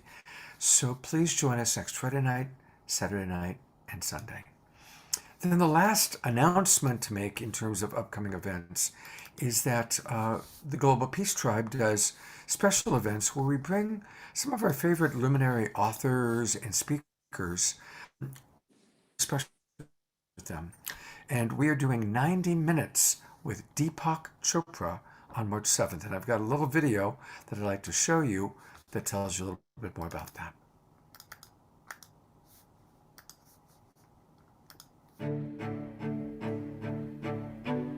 Abundance is the nature of the universe, and every seed is the promise of thousands of forests. Global Peace Tribe is going live with New York Times best-selling author Deepak Chopra on Monday, March 7th, 2022. The book was inspired by a quote from Bob Marley, which said, some people are so poor, all they have is money. I decided to write a book based on that quote. Abundance in all its forms includes security and safety. It includes sensual and sensory delight. It includes the progressive realization of worthy goals. It includes the ability to have love and compassion.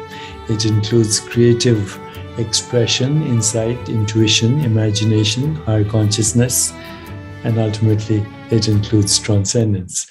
If you understand those principles, which in the Eastern wisdom tradition are the 7 chakras, which are centers of awareness, and if you learn to activate those centers of awareness, you can have all the abundance in your life that you want at every level, not just money. Dr. Chopra will offer his vibrant wisdom and summarize valuable keys to success for manifesting wealth on all levels. He'll also lead us in a guided meditation, and he'll answer your questions. Registration for this event includes admission, your copy of the book, and also a replay of the book launch live recording. If you're not experiencing abundance, you've confused net worth with self-worth. If you have real self-worth, your net worth will be a byproduct of it. Don't miss this chance for a close personal experience with Deepak Chopra on Monday, March 7th, 5:30 p.m. Pacific Standard Time. Register at deepaksbooklaunch.com or at our main website, globalpeacetribe.com. And remember to tell your friends. You won't want to miss this very special gathering. Thank you so much for asking me to join this conversation. Very grateful to you. Thank you, Deepak. And that's going to be really fun. And again, it's going to be a Zoom meeting, which means that people will have the option to turn their cameras on, directly connect with Deepak. So that's going to be very, very beautiful. Then I also want to let people know, last weekend we had a wonderful weekend with the Global Coherence Pulse and our friend Teresa Collins, who did, as always, there's Teresa. Fantastic. So I'm going to add you, Teresa. And because you've got something coming up with Sister Jenna, the next Global Coherence Pulse, which I've got right here. Tell us a little bit about that. I just love that really from the beginning, Scott. We've all been contributing to a current of connection in the community. We did the Rest in Resonance with Gary early on. We had the 7 days of Rest in Sacred Renewal. Our pulses and Your Awakening World. We've just been creating this space where we can come together and be in the practice and in the experience of cultivating greater coherence and awareness. And I just love that we actually had Dr. Ivy last week, and Dr. Ivy, oh my God, I was bowing at the end. Like I wanted silence because the command of the space and inviting us into experiencing it. Beautiful, my sister. I can't wait for more. And Sister Jenna, the 222 meditation. And now here you are. And now you're coming on the Pulse in March. It's like there's something around our connection with the divine and our telling of our stories that seems to be part of what's needed most right now. So we're excited. The Global Coherence Pulse has Sister Jenna next week. And I just sent Kristen Hoffman an email saying, do you want to be the guest artist? Like, how perfect would that be? And maybe Ivy, you come too, and we create an experience together, right? Like, wouldn't that be fun? Let's keep the momentum going of this opportunity to come together in a safe space to experience the awakening world and the cultivation of coherence for the good of the whole. Like everybody's all coming together. Beautiful. It's all about that vibe. Yeah. Thank you, Teresa. It's all about that vibe. You've done such Love a you, great job. Teresa. Yeah, thank you so much. Thank you. All right. Well, that is almost the end. We're actually ending early. That's like the first time ever. But we've got a really beautiful and powerful after show coming up. And the after show is going to be dedicated to prayers for peace for Ukraine. So please do join us tonight for a very powerful after show. Fanny and Vigari, the Mystiques, are going to come and they're going to play some music. And And we're going to pray. And I'm going to share some of the beautiful stories that people have provided in the chat box, all about the divine. And I'm going to play a video of Kristen's Sweet Divine song one more time, too.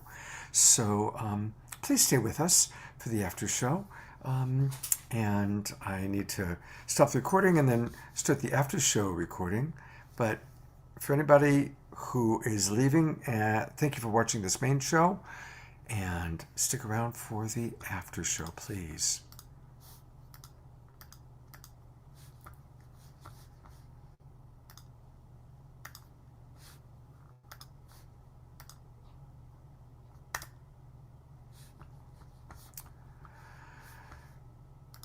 All right, welcome everybody. We do record the after show separate from the main show, but all of our shows, you can find them on our YouTube channel. We have a great YouTube channel. Just go onto YouTube and put in Global Peace Tribe. All the Saturday Night Alive shows are there. All of the Straight Talk shows that I did are there. All of the Awakening World shows are there. And to make it easy for people, the very first playlist is called Dynamic Segments. And I take some of my favorite moments, like Kristen and Casey dancing as an example, or Reverend Michael Beckwith, or Marianne Williamson. Favorite moments, like 10, 12 minutes. And you can go right to that playlist and see some of the kind of more special, I mean, everything and everybody is special, but there's certain moments that are really dynamic. And we had so many of those tonight. And I will pick some of the moments from tonight to create for that list. And then as you go down, you'll find all sorts of ways to find those special moments or your favorite shows or even some of your favorite presenters. So hopefully, hey, Fanny, thank you for jumping on early. I need you to unmute. And are you all ready to bless us with some music? And you're still muted, by the way. So you still need to unmute. Yes, here we are. There you go. Great. Are we audible? I hear you. Yes. So this is Fanny and Vigari, also known as Starchild and Vigari, also known as the Mystiques. And they've really become kind of our after-show superstars that are here almost every evening, every Saturday night. And they're going to drop us into a beautiful zone. And from there, we're going to go into some prayer. So thank you, Fanny and Vigari, for being with us. Such an honor to be here. Such a beautiful evening of prayers and beauty and grace to all the people awakening on this earth. And Fanny, maybe if you can turn your sound up, we could hear Vigari really well. I know we didn't have a chance to get a sound check in. So just if you can raise your volume up a tad.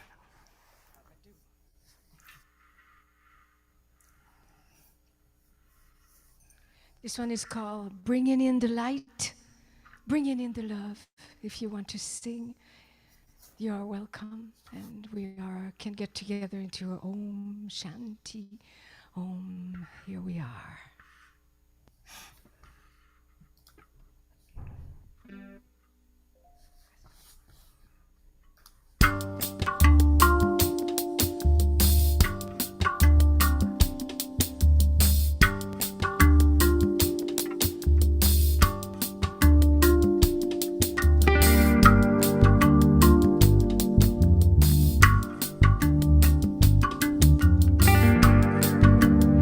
Can sing along.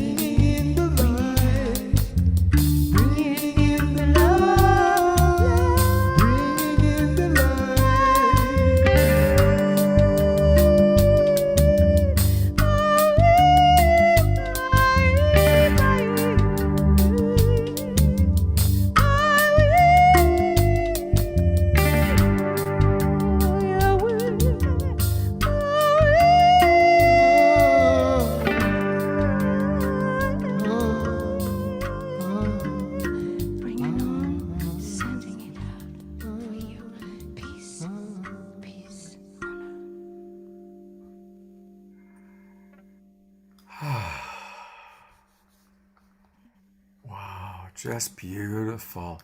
I'm going to bring Connie and Andrew on for a moment. They're dancing in the light and looking beautiful there. We love you, Connie and Andrew. Thank you for being with us. I know it's late where you are too, so thank you. Oh, Fanny, also known as Star Child and Vigari. It was a beautiful start to our show, and just want to let people know again, if you want to reach them, go to starchild.ca. starchild.ca, and her phone number's right there. And you can reach her the old-fashioned way, phoning her, calling on a phone. It's a wonderful thing. So they're going to play another song for us in a little while, and so thank you for getting us off to a good start, and we'll be back with you shortly. Thank you so much. Thank you, sweetheart. We also on Bandcamp, you know. We are converging to the Ah, Bandcamp. Yes, it's a really fun place to be for artists where you can buy our tracks and you can support us and love us with the green energy. you're getting some love from Kristen Hoffman. I think Kristen has something she wanted to say about you. Oh, What you just Kristen, I presented. love you so much. You're such a divine soul. I love you two so much too. I every single time I get to hear you two play, not even play, just looking at each other. I watch the two of you look at each other and I feel encoded with so much love. You share a true bond and connection that is so mystical and beautiful. And then when you play together and bring in the music, oh my goodness. I was just sitting here in total bliss and spirit and feeling the vibe so deeply. Thank you. Thank you. Thank you, Christine. Thank you.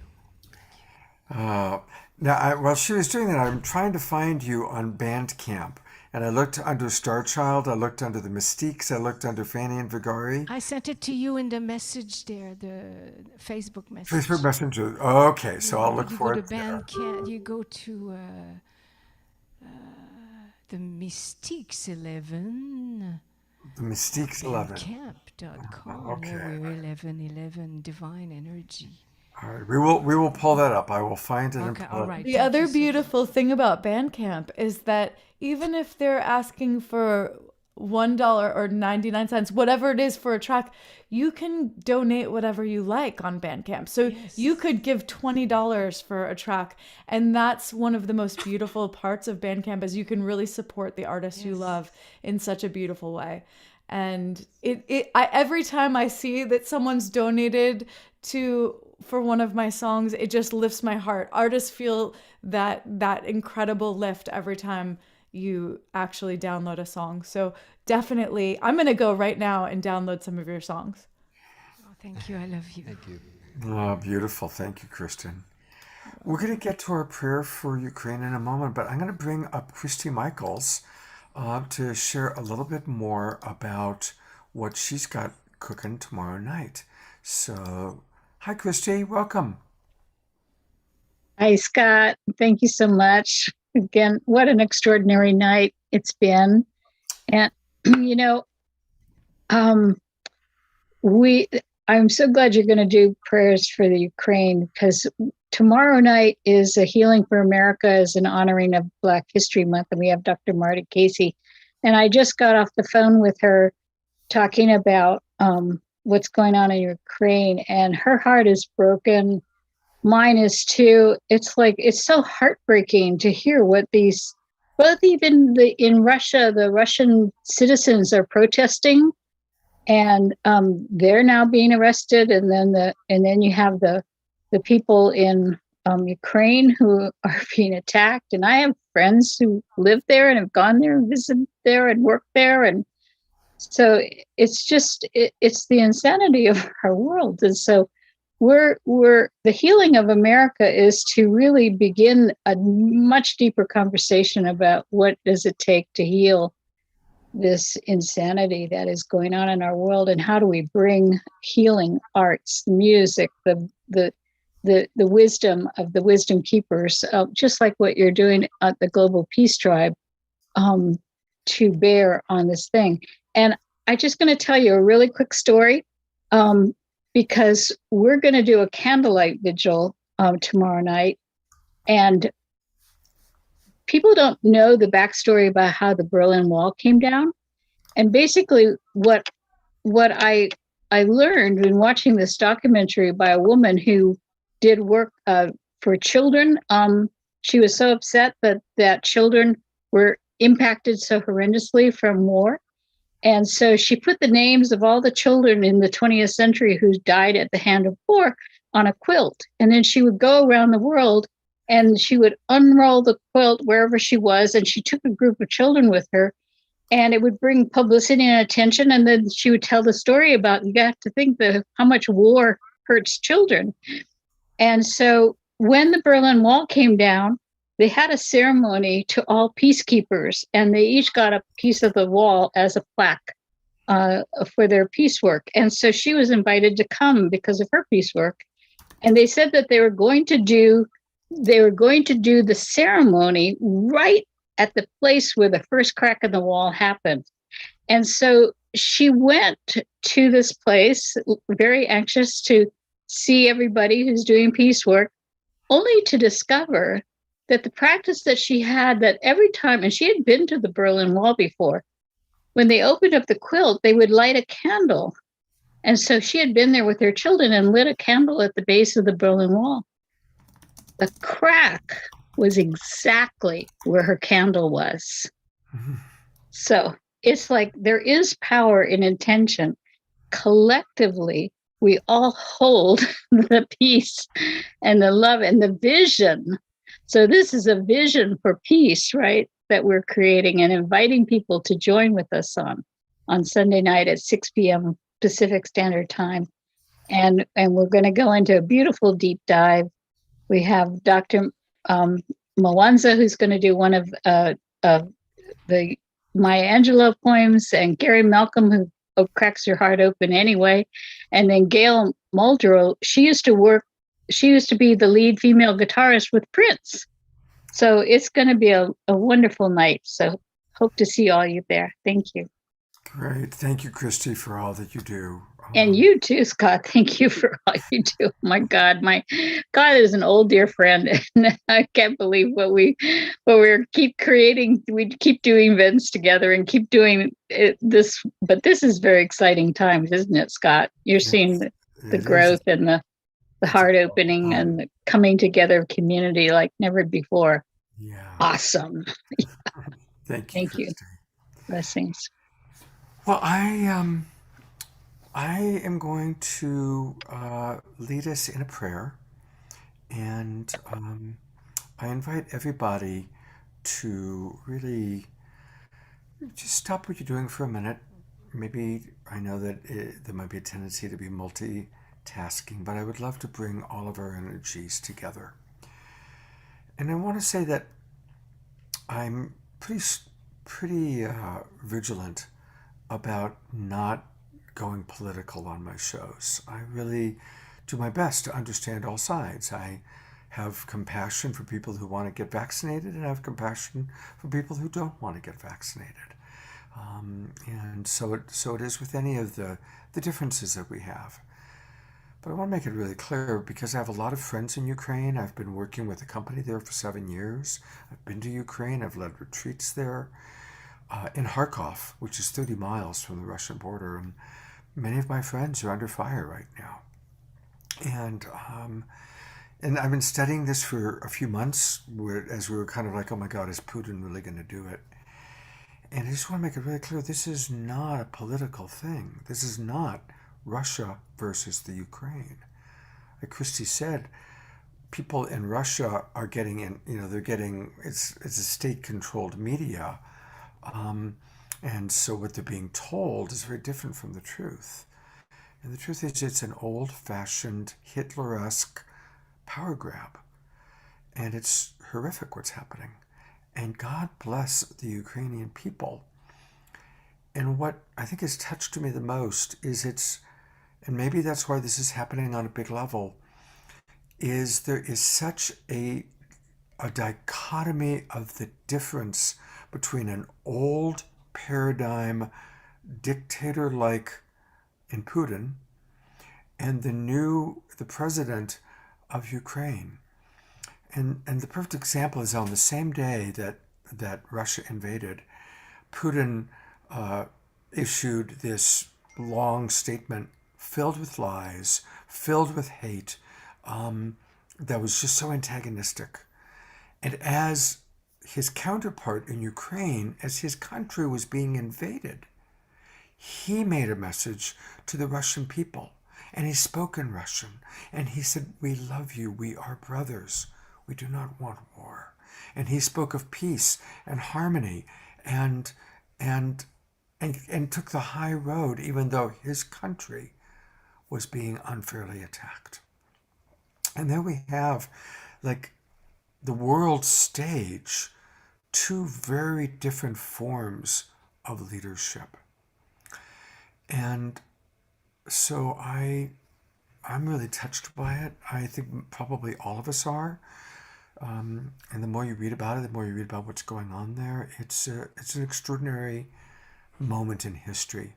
Just as when the Berlin Wall came down was an extraordinary moment in history. So as those of you who have been to many of my shows know, I love the prayer, simple 2 words, maximum grace. And I learned that from Paramahansa Yogananda, who in turn learned it from his guru, Sri Yugotswar, who said that most of the time, the greatest prayer, don't pray for someone to get the job or for someone to heal, because we don't know what is in the highest good. If getting the job or even healing is what Baba, I love that Sister Jenna calls him Baba. I've been using Baba lately since I started working with her. We don't know what Baba has in mind. We don't know what's best. But when we say maximum grace, it's so powerful. It's so powerful. So thank you for letting me speak for a moment. And now let's all take a few moments of silence. And I just invite you silently or out loud. Maximum grace for Ukraine. Maximum grace for Russia. Maximum grace for all beings impacted by this event. Maximum grace for our world.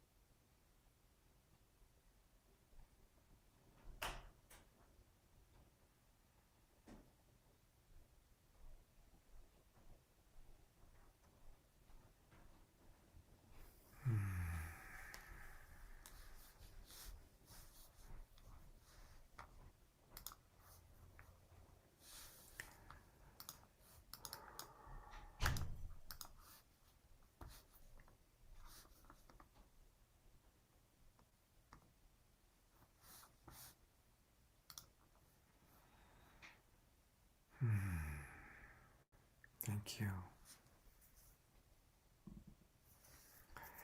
You know, Kristen wrote that song, Sweet Divine, for Sister Jenna's book.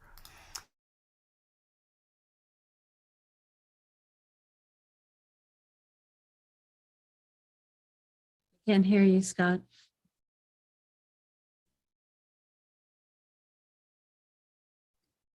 We can't hear you, Scott. What is it, Fanny? Yeah, your audio went out. We couldn't hear you. Oh, can you hear me now? Yeah, we can hear you now. Okay. Teresa, since you're here and Jay is here, I'm going to bring you all on for a minute while I pull up the video of Kristen's song. Just if any of you want to, if Teresa or Jay, you want to add a prayer or add a thought? Yeah, I really would. I think it's, I mean, it's so beautiful that we join together like this. Hi, Jay, go ahead. Oh, hi. Yeah, I just, I love it that we can all bless each other's blessings. And, if we call the angels in just to the places where they can do the most good, and we ask for the highest invisible forces, in all of creation that want to serve and want to help, that we can change this, that we're more powerful, that love is more powerful than fear and than war. And together, if everyone does this, if everyone that's thinking, what can I do? Well, we can invoke success, that all of our blessings are blessed, and we can believe that. It's very powerful. And I teach light touch, where you just make this connection to yourself, where it feels really good, right? Good feelings you can create with good feelings. So we thank you for blessing everyone here and everyone watching. We pray to protect freedom. This is a new age. We're in a new age. Now, this is the Aquarian age. We're in it. So, we have to use our divine powers to change the darkness. The darkness cannot, have its way. That time is past. So I maybe when you go to sleep, just everyone, we can just keep praying for peace. Thank you for peace. And thank you for blessing all these blessings and requests. Thank you. Thank you, Jay. Thank you very, very much. And I'm going to turn over to Teresa for a minute. Teresa, what would you like to share? I mean, just to continue on with that, I love that we can send our energies out. You said grace, like our love, our care, our compassion, without an attachment, right? So that we don't understand exactly what this dismantling of the old looks like and what's going to support the new to emerge. So when we can send our care and compassion out, let no molecule be left untouched by our love without this kind of sense of what's right or wrong, I think we're really supporting the emergence of something that we can't comprehend, but we can feel it in every cell of our body when we're sending love. So I love that we keep doing that, and we're building some very strong currents of energy supporting peace and love and the new world coming. Yeah. Beautiful. Lovely to be here with all of you. Thank you so much. Thank you. All right, well, I am going to play a little something from Kristen Hoffman. We heard the song earlier today, but I think just to follow up the prayer and what Jay and Teresa shared, here again is Sweet Divine.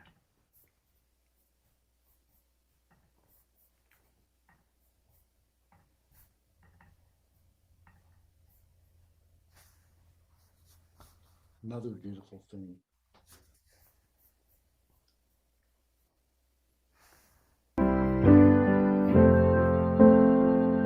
Sweet divine, you know my soul in intimate light.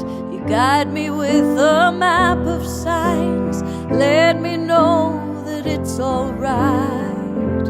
It's alright. Sweet divine, you know my soul in intimate light. When we speak in deep, guide me with a map of silence. Let me know like you're always so aware. It's alright, sweet divine. Oh, my soul is good. Speaking guide me with the map of silence. Let me know like you're always so aware. It's alright, my unique offering. These come with speaking guide me with the map of silence. Let me know like you're always so aware. My unique offering. These come with speaking guide me with the map of silence. Let me know like you're always so aware. My unique offering. These come with speaking guide me with the map of silence. Let me know like you're always so aware. My unique offering. These come with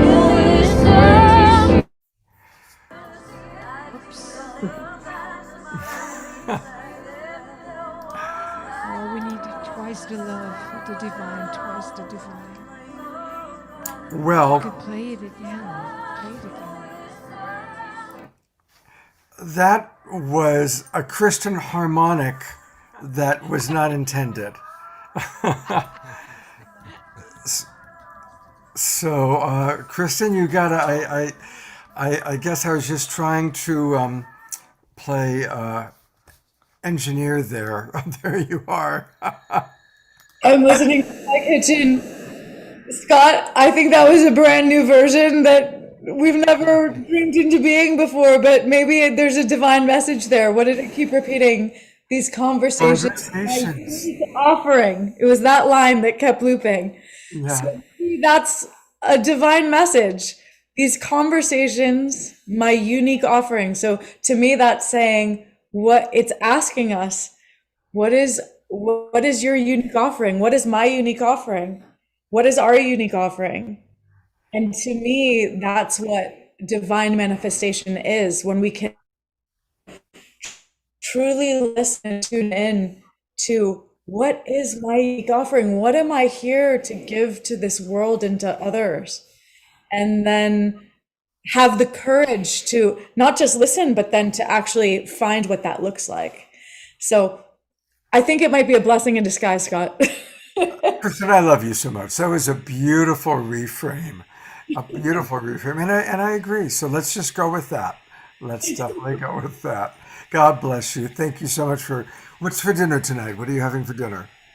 I'm making some veggies, some sweet potato. I'm eating so late because I didn't have time to eat beforehand. So, but it's perfect. Late night meal, some sweet potato, some veggies, curry sauce, and I'm listening to the after show with love. Well, thank you so much, Kristen. I adore you. Absolutely adore you. I have no idea how that happened, but here we are, and I love what Kristen said. So let's all keep those conversations going and to really honor what is our unique gift. What is our unique gift? If any of you want to put your unique gift into the chat box, I would love to read what some of your unique gifts are.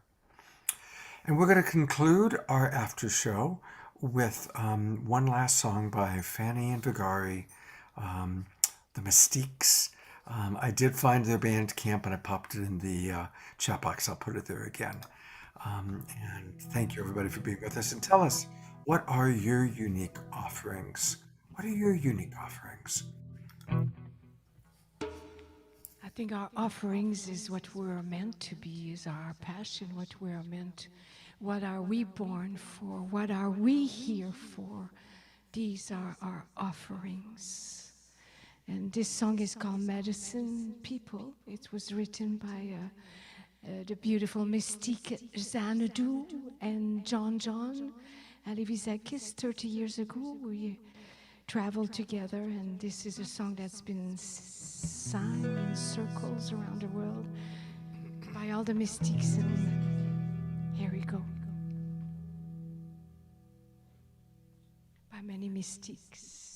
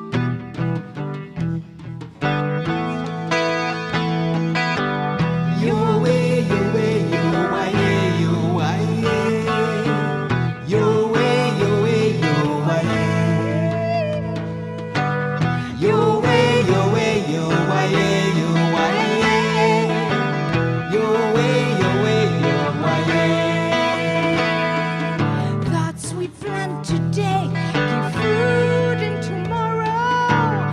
Let's plant the seeds of joy, not of sorrow.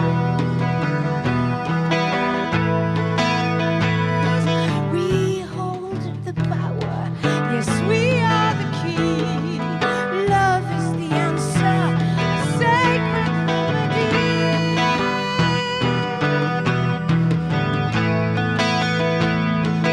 Medicine man, Medicine woman, medicine people of the earth. Now is the time to awaken, awaken and remember who we are.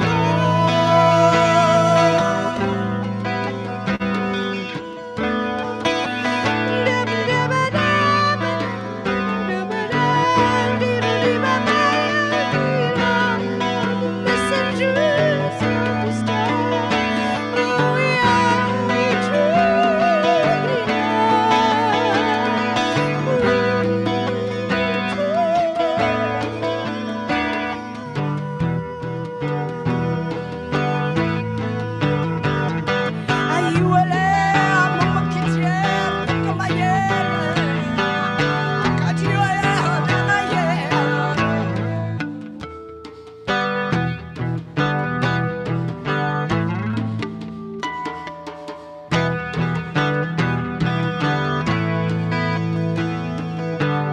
Your way, your way, your way, your way. Your way, your way, your way. medicine people. Your way, your way, your way, your way. Your way, your way, your way. Your way, your way, your way, your way. Your way, your way, your way. Your way, your way, your way, Medicine woman, your way, your way, your way. so bring our love action now. Put our love Love in action now. sweet love, our Love in action now. sweet love, our love. Love in action now. Sing with me, Love in action. love, Love in action now. Love in action now. so it is.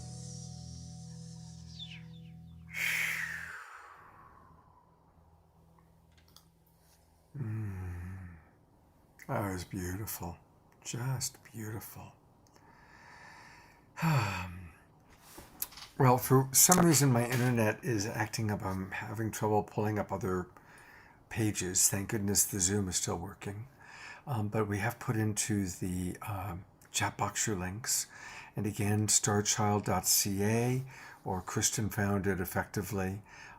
You can go to, it's the Mystiques 11. So when you go to Bandcamp, the Mystiques 11 is how you'll find them. And you'll also see them next week on our show again.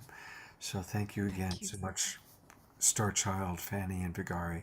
Thank you so much. Thank you so much. We wish a good night to all the children out there. May they sleep well. Know that we are here sending our love, and that we pray for peace on earth. Beautiful children. I can only imagine all the children in Ukraine hearing the explosions and wondering what's happening. Maximum grace. Maximum grace.